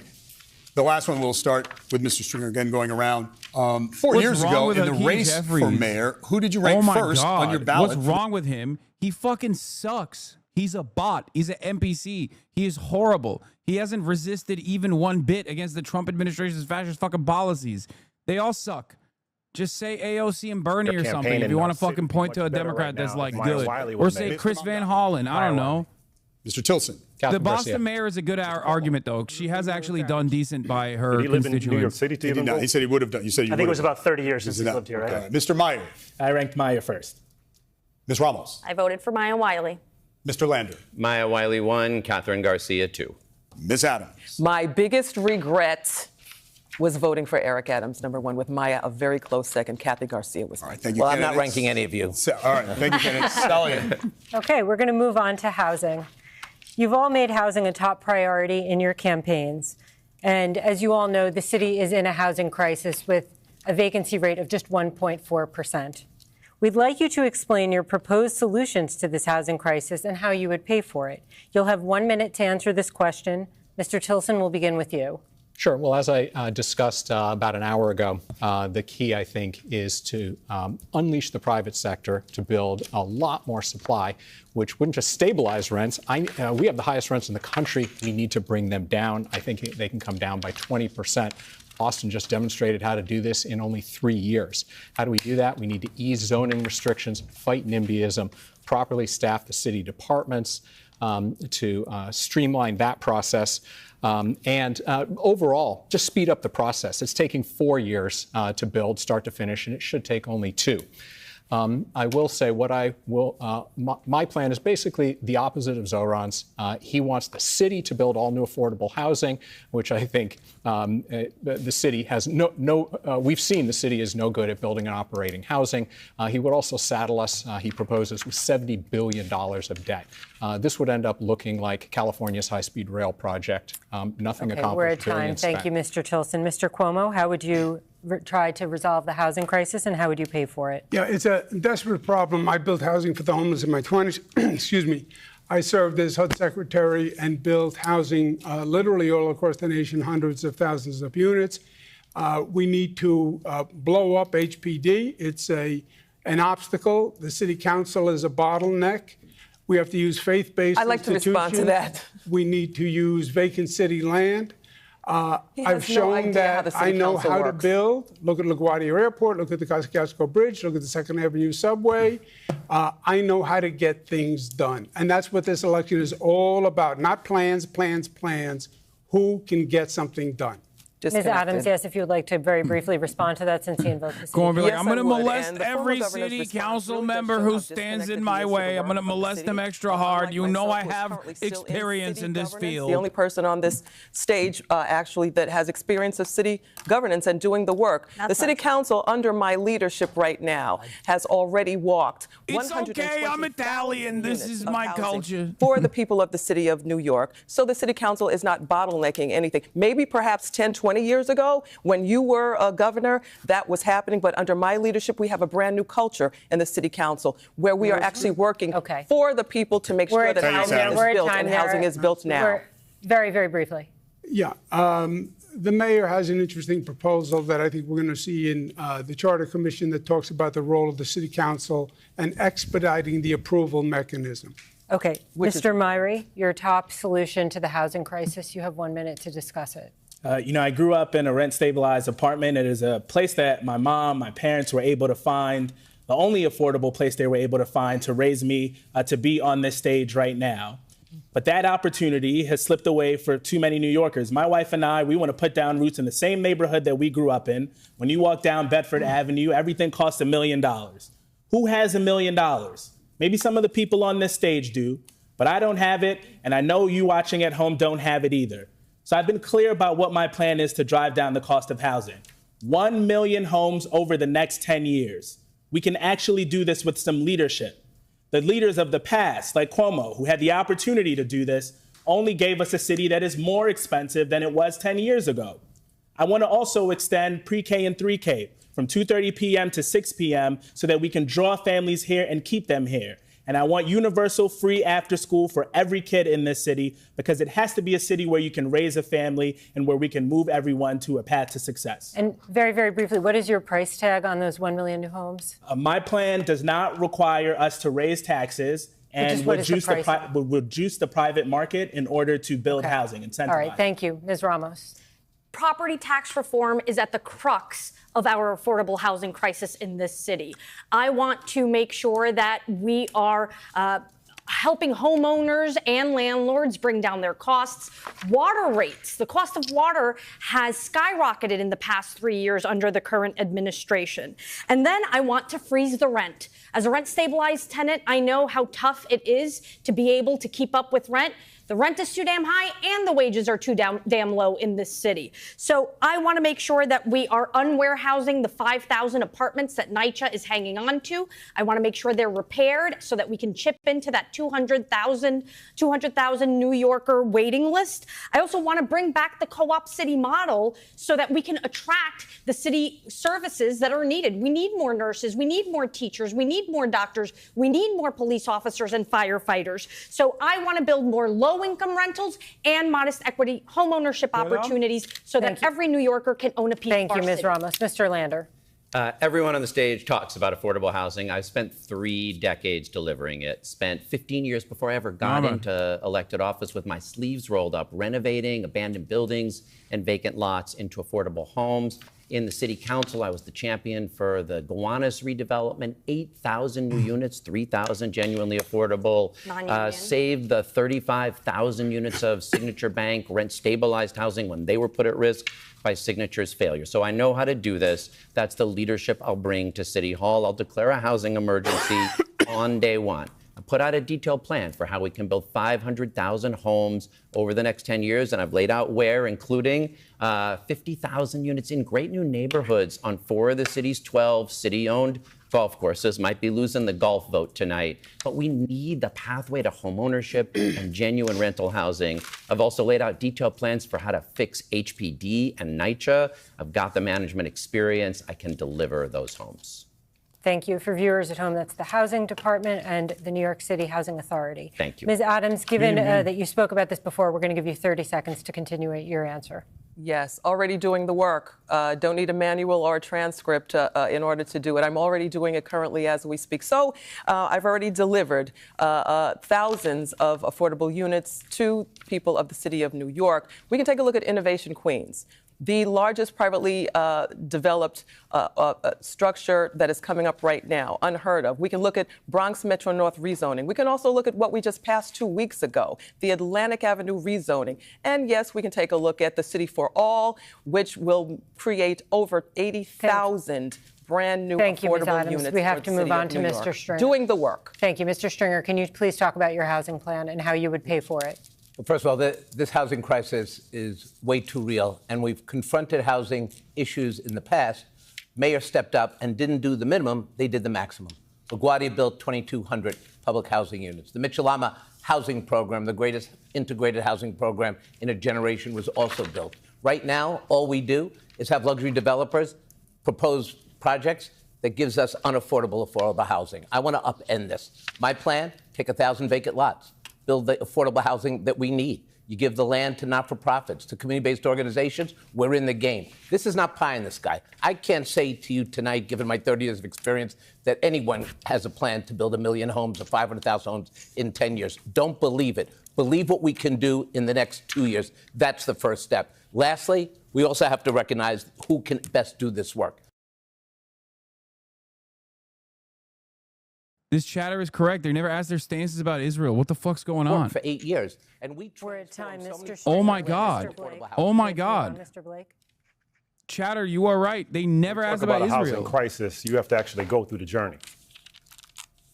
My mama overcame homelessness. We sold dinners to pay rent in South Bronx. And so this is not about a report from me. This is about reality. So how do we fix the crisis? We need local median income because area median income is not working. We need to end credit scores being utilized Who for cares housing about applications. Israel? What do you mean? M Israel high, brother. What the fuck? How will I know who to vote for? Our New Yorkers. When you think about what's happening so far, I only know who likes Israel the most by ribbon sizes. To happen at Co-op City or Concourse Village, Tracy's Towers, just name a few. But then we got to go a step further.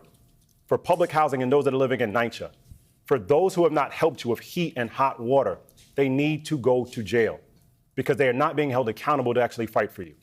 And so when we talk about the actual vision of a housing plan, if you go to blakefornyc.com, you will see the welcome home vision because we want to make sure you can afford the home you deserve. Mr. Blake, we're at time. Just a very quick follow-up. Who are you implying should be going to jail? The individuals that are working at NYC that were a part of a bribery scheme that has been unveiled and undercovered, where it's been very clear that they were taking in bribes and not actually fix what's happening in the residences. Okay, thank you. Mr. Mamdani, we'll go to you. If you are one of the close to 2.5 million New Yorkers who live in rent-stabilized housing, I will freeze your rent. And I will do that because you have a median household income of $60,000 while your landlord profits have increased by 12%. This is an act that will bring nearly $7 billion back into your pocket and back into the pockets of our local economy. This is what we will do immediately, and we'll do so because the mayor has the power to. Even though there are those like Andrew Cuomo on this stage who will tell you it's unrealistic, we know the previous mayor actually did this 3 times. And on top of this, we're going to build 200,000 truly affordable homes. Homes that are for the New Yorker who has a median household income of $70,000 for a family of 4. We'll do this while taking on the very bad landlords and the real estate developers who are funding Andrew Cuomo's campaign, $2.5 million last time I checked. And we're going to do that because ultimately every single person needs to follow the law, and that includes the landlords who are violating our housing code and have $800 million in fines that the city have yet to actually collect on. Very brief response. Very brief response, Mr. Cuomo. Mr. Mamdani is very good at videos, but not reality. We've already heard that line before. The Daily News said that his plan to finance his proposals, it violates the constitutional debt cap of the city of New York. It would double the state taxes, and there is no way the state is going to pass a tax statewide. Okay. Thank you, Mr. Moore. We have to. No, he's invoked me. I should be able to respond. Just for 10 seconds. No, so just for 10 seconds here. Brief response. What the governor is speaking about is when we want to fight for working class people, it's considered unrealistic. But when he wants to give Elon Musk a $1 billion tax break, it's totally feasible. What the Daily News found is that this would mean taking a $30 billion budget, increasing it such that we could actually create truly affordable housing. All right. We have to move on. We have some breaking news we want to ask you about. The Trump administration is threatening the accreditation of Columbia University. In a statement, Secretary of Education Linda McMahon said after Hamas's October 7, 2023 terror attack on Israel, Columbia University's leadership acted with deliberate indifference towards the harassment of Jewish students on its campus. This is not only immoral, but also unlawful. That is a statement from the Secretary of Education, Linda McMahon. 30 seconds. What's your reaction to this move? Mr. Cuomo, we'll begin with you. I think you have two separate issues. Number one, I do believe there's been anti-Semitism in the city. I believe it's a growing problem. And I believe the rhetoric about Israel has actually inflamed the anti-Semitism. Put that aside. I think this is just another overreach of the Trump administration. Now he's going to take over the academic universities in this country. He is literally attacking the foundation of democracy. I was not pooping. And he must be opposed at every turn. Mr. Tilson, your reaction to this, threatening the accreditation of Columbia University. Yeah, I'm totally appalled by two things. First, the failure of Columbia and other elite institutions to adequately act quickly after the October 7th attacks on mobs that were creating a very dangerous environment for Jewish students. My daughter is one of them in college right now. My wife and children are Jewish. This is personal to me. But I am, and these mobs, let's be clear, were incited by activists like the Democratic Socialists of America and their anti-Israel Mr. rhetoric. Tilson, I am even more appalled, however, by the Trump administration pretending to care about anti-Semitism and threatening the accreditation of universities. Mr. Mamdani. I think this is yet another example of a gross overreach of the Trump administration, one that they have shown they will continue to pursue with whichever university they decide to target. It's been Columbia, it's been Harvard. We need to have a mayor that will actually stand up to Donald Trump, not one that we have right now that will collaborate with them. And that is who I will be, as someone who is, in the words of Shirley Chisholm, unbought and unbossed, because the donors who are putting me in second place in this race are working class New Yorkers across this city. Mr. Blake, 30 seconds, please. As a reverend, let's start from the core that all hostages have to come back home on both sides. Let's also be very clear that we have to reject anti-Semitism and also have humanity to what's happening for the Palestinian people at the same time. The overreach is unacceptable in what Trump is doing. Linda McMahon is clearly more focused on wrestling rather than the facts. And it's one of the reasons why I'm running in this race.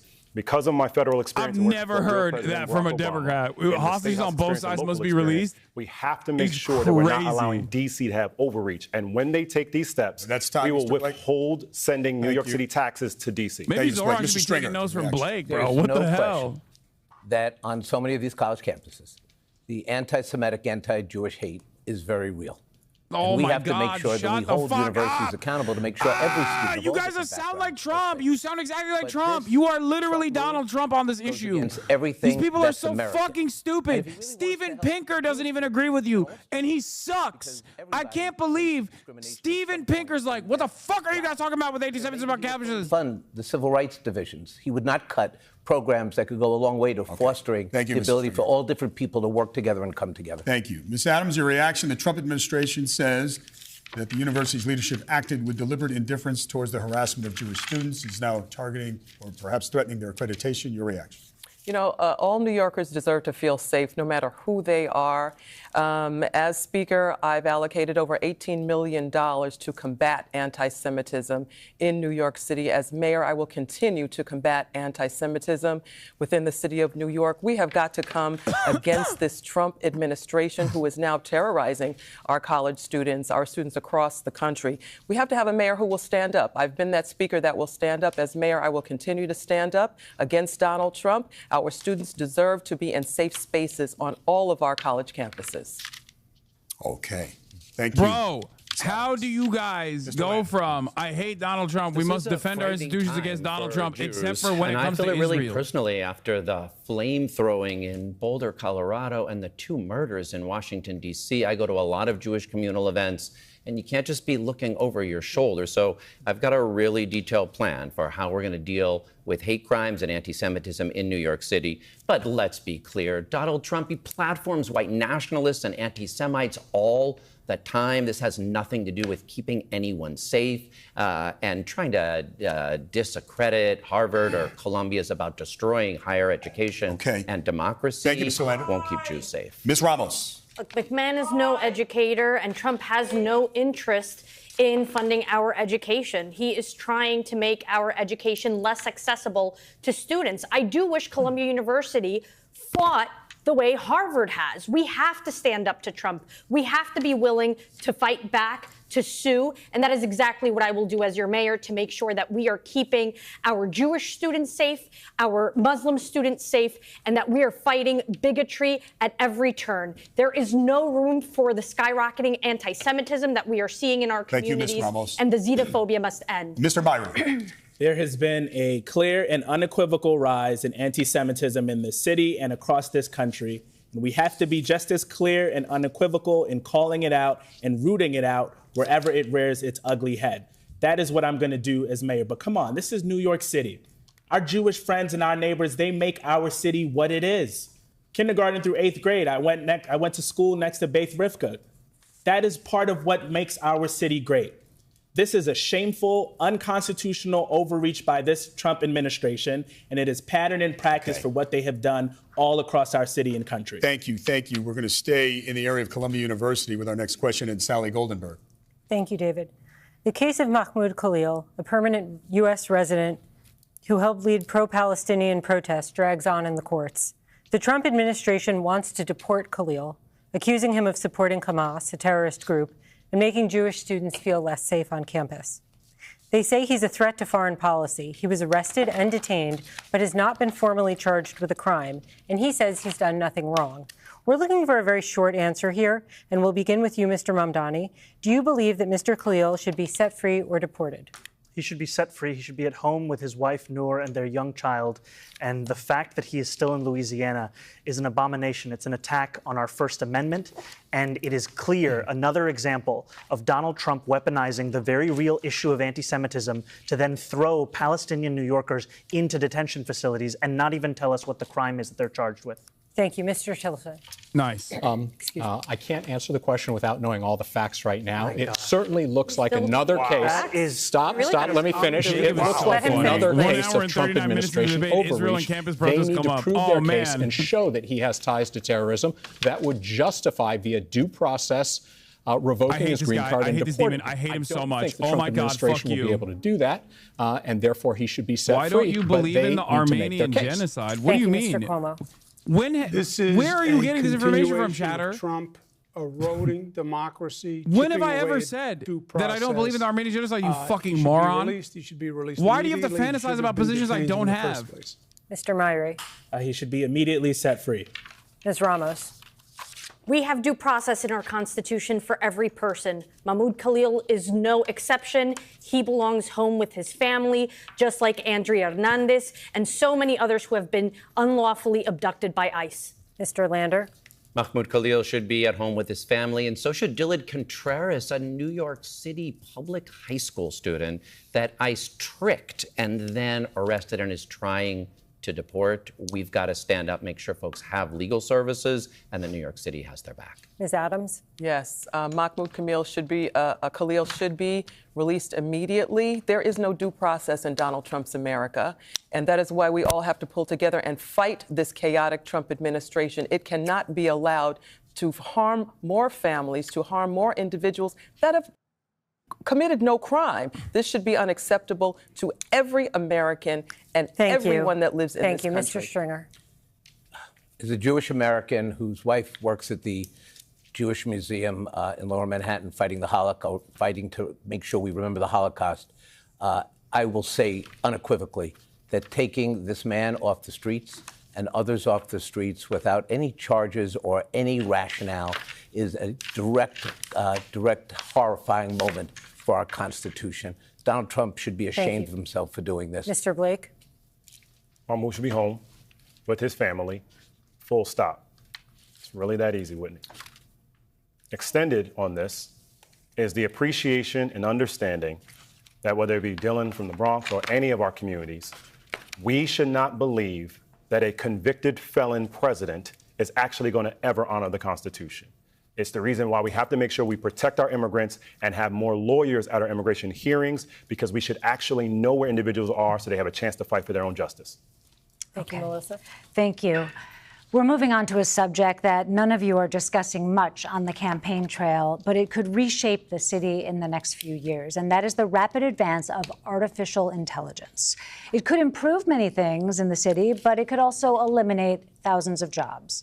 So the next mayor will likely have some opportunities to replace some city workers with AI technology and in the process save hundreds of millions of taxpayer dollars. AI will certainly be on the table when city labor contracts expire. So here's the question. Is there an area where you would consider replacing city workers with AI if it saves tax dollars? And would you also offer any protections to city workers? You'll have 30 seconds to answer. We'll begin with you, Mr. Mamdani. Well, I think Andrew Cuomo would tell you that he's already replaced a campaign worker who would have written his housing policy with AI because he had it written by ChatGPT. I can tell you that I'm proud to be endorsed by the labor union representing the largest number of city workers, DC 37. And I'm proud of that because my approach to artificial intelligence will be one where we can find efficiencies in the contracts and consultants that we work with as a city, but we are not going to use this language of artificial intelligence as a justification for further layoffs of city workers. Okay, Mr. Mamdani, time. Thank you. Mr. Tilson? Yeah, I think actually AI is going to be a home run for this city because we are second only to Silicon Valley, the sort of tech hub, the East Coast tech hub for a lot of these West Coast companies. So whatever we might lose in some jobs, I think we're going to gain if we're smart, if we roll out the carpet, because we have the knowledge workers here to attract these entrepreneurial businesses. But we've got to stop shooting ourselves in the foot with left-wing madness, like driving away Amazon and the 40,000 jobs that they wanted to bring here. And lastly, I'll say we can use AI to bring a lot of permitting by the city online to Thank you, Mr. Tilson. Mr. Cuomo, you have 30 seconds.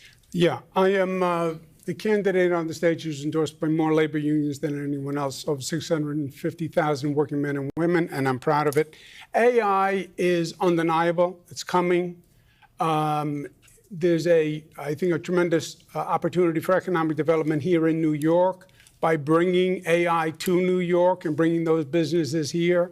The West Coast doesn't have a franchise. You hear a lot of four-letter words here. You hear free, you hear taxes. You don't hear jobs. We need opportunity, we need jobs, and we want to reorganize government. AI can help, but we want to protect jobs. Mr. Myrie, you have 30 seconds. Yeah, I'm the proud son of a city worker. My dad taught special education in the Bronx. This guy loves going back to his background. He's like, I have autism, I have asthma, I went to a kindergarten where there were Jews around. To serve this city. We actually have thousands of vacancies in our city workforce now, so I want to hire more city workers to get them to do it. Of course, AI is going to have a role to play going forward. We have to all play a role in ensuring that this is an industry that grows in our city. One way we're going to make us attractive is 1 million homes over the next 10 years. Thank you. Ms. Ramos.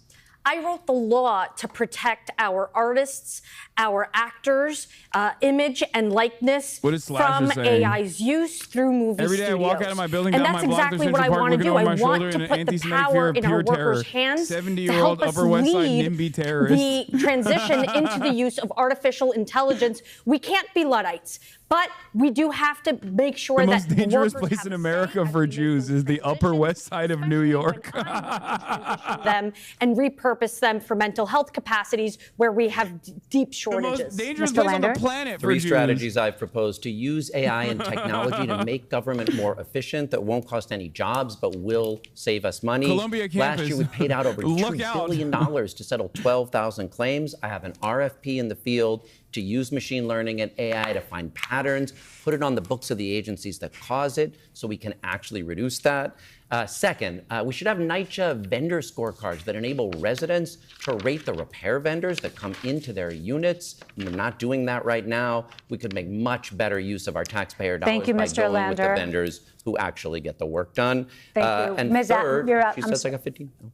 Oh, I got the 15 seconds. sorry, mixed All right. signals. Okay. I got one more idea for the next time. Okay, I'm sorry about that. Ms. Adams? You know, I'm not a career politician. I come out of the world of corporate America, so I know the benefit of technology. I actually used to teach tech in another life, so I know the benefits of AI. I think it's something that we need to embrace as New Yorkers. I think that it's something that can bring a lot of profits into New York City. That said, we should not balance AI along with the release of our workers that can do such a great job and are doing such a great job for our city. There is a balance here. As mayor, I will reckon that balance and reconcile that balance so that we do not lose. Thank you, Ms. that we Adams. are training our workforce towards embracing AI. Thank you, Mr. Stringer. Look, I think AI is a great opportunity for the New York City economy, and we should embrace it. But we also have to know that with any new technology comes the job of the mayor to protect our workers and our citizens. And I don't think it's an either-or question. I think AI can come in and actually have a benefit to the city workforce. Imagine training new kids at CUNY and places to get into the tech economy. This is one vehicle to do it. Obviously, as mayor, you have to worry about the abuses. I will do that. My record as a pro-labor elected official, borough president, controller is without question, and I believe we can manage this. Okay. Mr. Blake, I'm sorry, I jumped that. Mr. Blake, you have the final word. That was my mistake. Our campaign theme is tomorrow begins today, and that's the epitome of when we talk about for AI. As a small business owner, which I've managed more than 15,000 people across the country over the years, it's the appreciation of groups such as Adventure or National Gem Consortium on the Knowledge House, so we can be very intentional how AI can be utilized for good. I would say also specifically, we need technology for good. You can track a flight or food, but you cannot track closing a residential repair in your home. So we have to find better ways. And to your last part of your question, you can do that and equally create jobs while reducing regulation and red tape at the same time. Candidates, thank you. We have a few short questions, lightning round questions, some call them, just to get a glimpse of your thinking on some of the issues that are relevant to New Yorkers. So New Yorkers are feeling stressed about housing in the city, as you've all alluded to, as we know. How much do you pay each month for rent or a mortgage? We'll go left to right. Ms. Adams? Our home is paid. I'm a homeowner. Okay. Mr. Lander? We have a mortgage, a home with one rental unit. The total mortgage on the house, $3,300.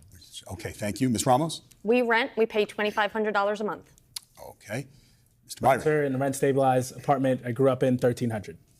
Mr. Cuomo? $7,800. Mr. Tilson? I own and pay about $5,000 a month in maintenance and taxes. Mr. Mamdani? $2,300 for my one bedroom in Astoria. Mr. Blake? About $1,800 for the home that I own with our family. Okay. Mr. Stringer? I'm getting ripped off $6,400 a month. Property tax reform. Come on, come I can do it. All right, thank you. Helicopter traffic around Manhattan is a constant debate. It's a complaint for many. Should helicopter traffic be limited? I can't be the only one who's confused that Andrew Cuomo doesn't own his own fucking estate. Mr. Mamdani? Like, Yes, we should. yeah, his rent is insane, but also he's renting. Mr. Cuomo? It should be limited, yes, sir. Especially out of Westchester. Mr. Myrie?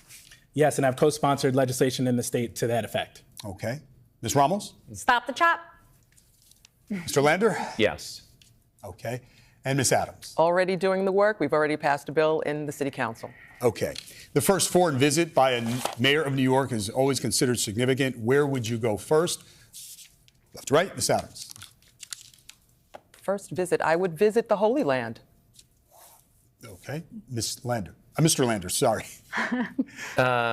Boy, what Trump is doing to Canada, there's a lot of opportunities for us to partner better with them. Ms. Ramos. I'd love to meet Claudia Sheinbaum, but I'd probably head to Colombia to my parents' homeland. Great fucking Myron? take. I am the proud son of 2 Caribbean immigrants. I represent a robust Caribbean constituency. I'd like to go to the Caribbean as my first visit. Look, he did it again.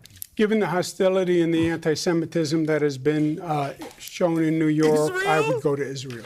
Mr. Tilson, where would you go? Yeah, I'd make my 4th trip to Israel, followed by my 5th These trip guys are to so Ukraine, stupid. 2 of our greatest allies. Bro, New York fighting Jews on don't the even front fuck with lines Israel of like the that, global war dude. on terror. Stop.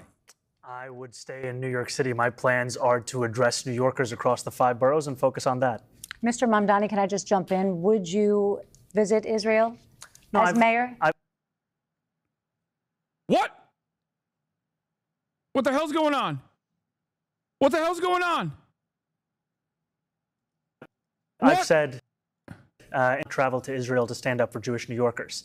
And that is what I will be doing, New Yorkers, and I'll be meeting them wherever they are across the 5 boroughs, whether that's in their synagogues and temples or at their homes or at the subway platform, because ultimately we need to focus on delivering on their concerns. And just yes or no, do you believe in a Jewish state of Israel? I believe Israel has the right to exist. Not as a Jewish state? As a state with equal rights.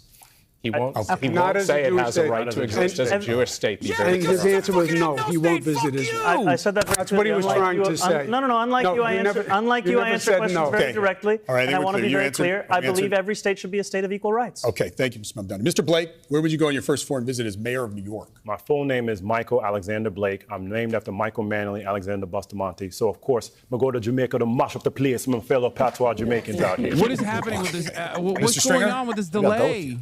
It'll be a great What is trip. this delay? All right, I'm sorry. My goal would be to take my first trip to Israel. My wife's life work in this area means. What the fuck? Okay, about a minute left. What's your favorite go-to pizza spot? What's your order? Mr. Cuomo, we'll start with you. Gabby's in Queens. Mr. Myrie. Gino's Pizza, Flatbush Ave. Ms. Ramos. Louise on Baxter Avenue in Elmhurst. Mr. Lander. Jafar is in Midwood. Ms. Adam. Alba, Queens Boulevard. Mr. Stringer. It's Kid's Choice, Joe's. Mr. Blake. Vinny's, Grand Concourse, Burnside. Mr. Mamdani. I grew up in Morningside Heights, so I have to say Coronets. Okay. Danino's in Staten Island. Okay. All right. And real quickly, this will be thumbs up, thumbs down, maybe your reaction. We already heard this from one. To the Knicks firing their head coach, Tom Thibodeau. Miss Adams. Thumbs down. Mr. Thumbs down. Thumbs down. Thumbs up. Thumbs up. Our goal is to win the finals. Okay. It's not to get to the Thank conference you all. finals. Thank you all for a spirited debate. That's all the time we have. Again, we thank the candidates for an informative evening tonight. We also thank the New York City Campaign Finance Board.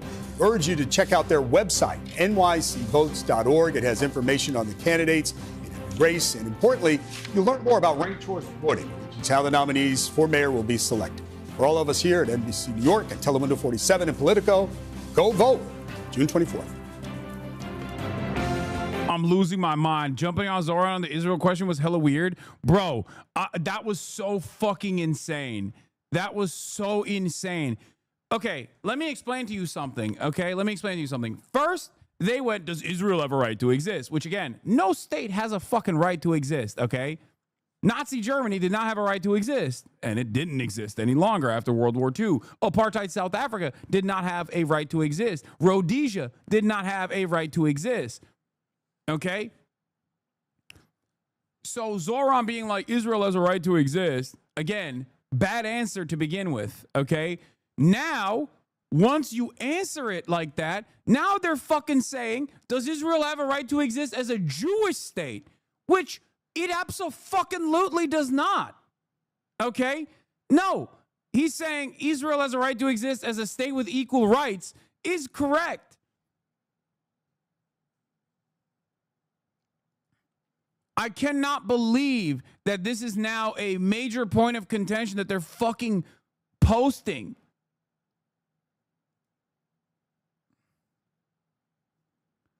John Podhoras, Mamdani will not say Israel has a right to exist as a Jewish state, but wants to go to synagogues. Don't stain 1 square inch of a shul with your rancid presence, Zoran.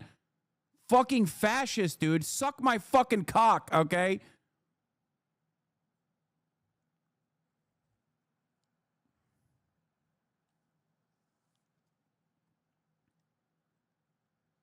Anyway, it doesn't fucking matter, okay? Do you think Iran has a right to exist as a Muslim state? No, it doesn't, and it's not.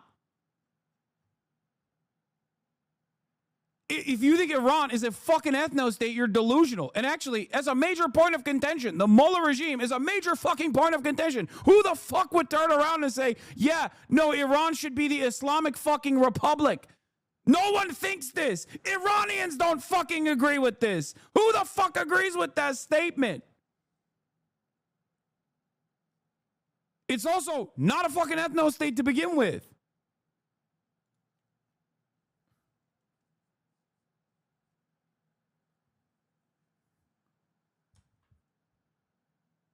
What is going on? Americans are so stupid that they will look at Zoran saying, hey, I want to make your life better by making rent low and making housing affordable and make nice with everyone. And we'll say, sounds good, but it's communism. So I'm voting for mega rapist Hitler bin Laden. Yeah.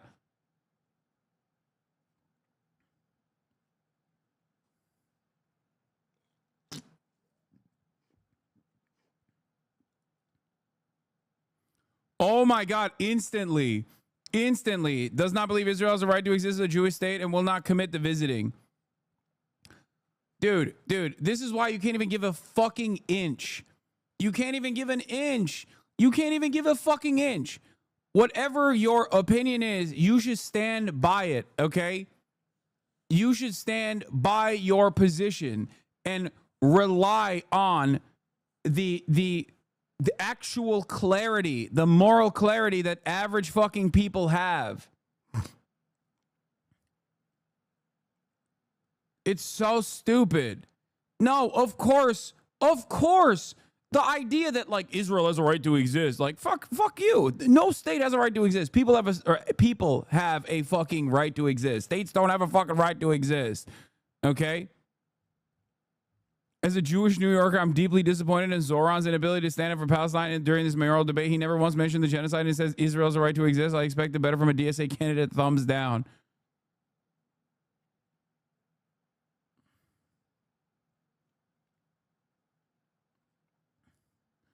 Zoran should have been like, why would I go to Israel? Look at what they did to Rashida Tlaib.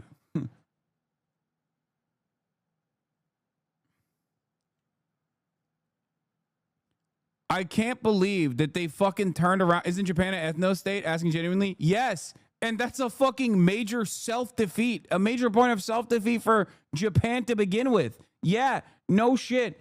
Ethno states inevitably end up destroying themselves. Look at the fucking Japanese birth rates.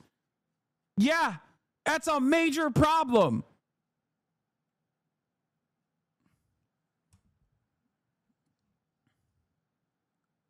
Japan is slowly fucking dying as a direct consequence of its fucking ethno-state measures, unironically.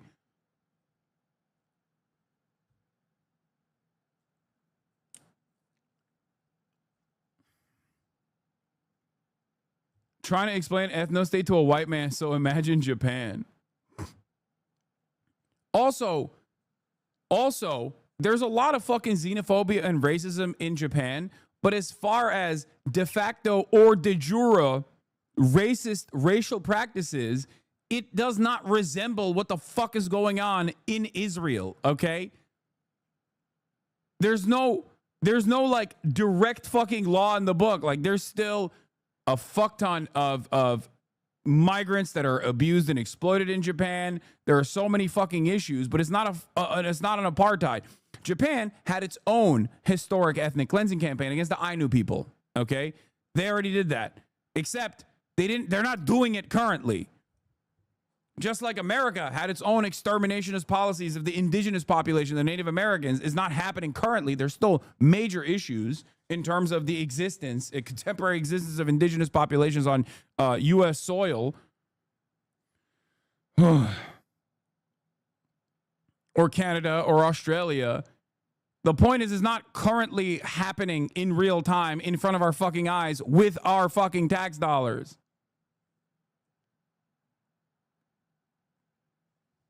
None of this is a defense of historic atrocities, okay?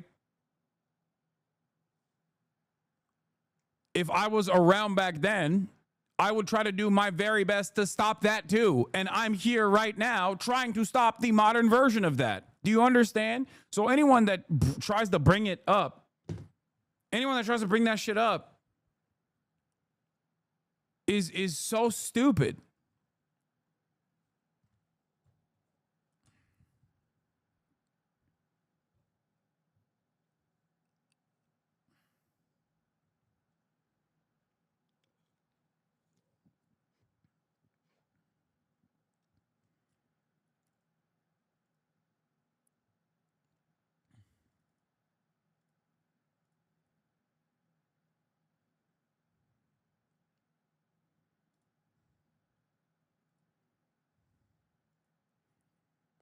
Anyway, yeah, I said, does Israel have a right to exist as a Jewish state, ethno state? Is an insane question to ask at the New York mayoral primary, Lamar. What the fuck is this gotcha?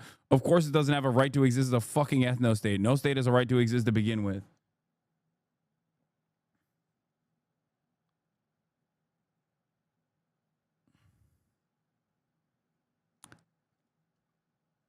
I think Zoran, understandably being Muslim, okay, and visibly Muslim and brown, is causing him to be extra fucking careful in order to avoid the unlimited Islamophobia from the state that experienced, the city that experienced 9/11. Having said that, however, one of the greatest values that Zoran has is that he is authentic and unflinching. I'm disappointed in your lack of support for a Jewish ethno state committing an unlimited baby holocaust. Yeah. Excuse me, sir. Like, I'm not expecting him to fucking get up there and be like, we must dismantle the Zionist entity piece by piece, okay? It's not what I'm expecting. But, like, it's, I mean, if they're gonna, you're a fiery guy. You attack Andrew Cuomo. You can fucking attack the media for framing the question in that way as well. You could just be like, I think this is a ridiculous way to ask, a ridiculous question to ask when we have American congresspersons who are Muslim, who are not allowed entry into their ancestral homelands by the Israeli state, but like, that is currently committing an ethnic cleansing campaign. He said it's a genocide. He can say it in the fucking debate too. That would actually do LeBron numbers if he were to say that at the fucking debate. Because the reality of the matter is, New York Jews are also aware of what fucking Israel is doing, and they're not as invested in Israel as like the American media class and the American politician class is. Because they're not fucking paid by AIPAC.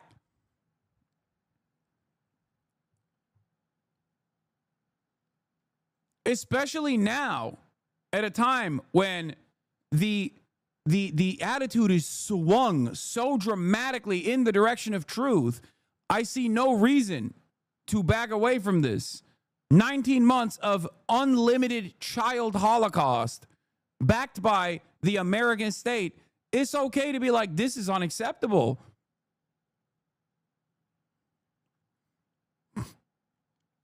The only thing I foresee, and people don't care, like, is wishy-washy answer is not going to fucking win him any favors anyway. Because look, you know, the freaks are out. The Podhoritzes of the world are fucking out. You need to correct that indigenous people in America are still being genocided. You need to correct that indigenous people in America are still being genocided. Okay, I'm sorry. Indigenous people in America are still being genocided.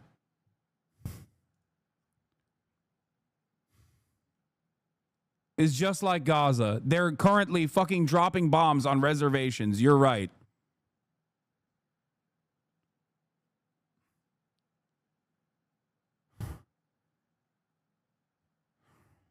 There is systematic discrimination towards the indigenous population. Not only is there systematic discrimination towards the indigenous population still to this day, okay?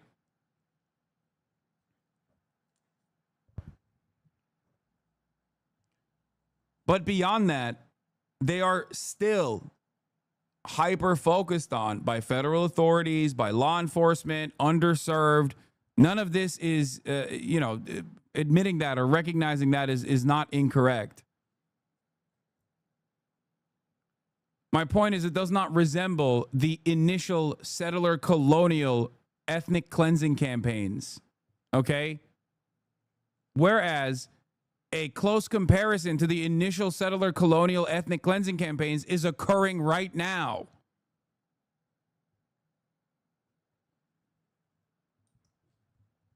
Jesus Christ. What the indigenous population went through in the indigenous genocide that the American settler colonialists engaged in is a one-to-one comparison, a modernized version with what Israel is doing right now in the fucking Gaza Strip. That is not what's going on currently, because the genocide has been conducted already in the United States of America.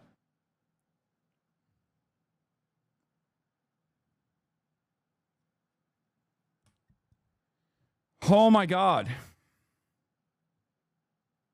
Can you read my message, boss? An outsider POV. I'm tired of Israel killing civilians. I'm really tired, boss. I'm from Barcelona. I have a big impetus on me and cannot help me. I'm a grown-up man, and this makes me want to cry. Fuck it. What?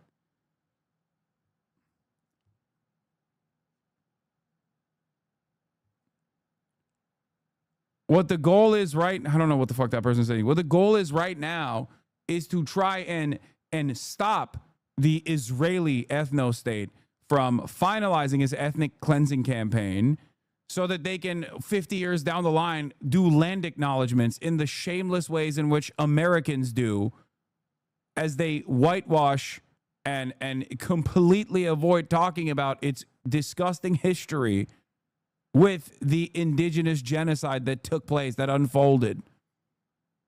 This does not mean that there isn't still systematic discrimination towards Native Americans. Who in his crew is failing to prep him for these talking points? You shouldn't be caught off guard by these questions this late in the game. You said this weeks ago as well. I mean, I think it's because he's afraid as a Muslim dude. Loyalty pledges to a foreign state that's doing genocide is a requirement for public office and indictment of the electoral process in this country. Yeah.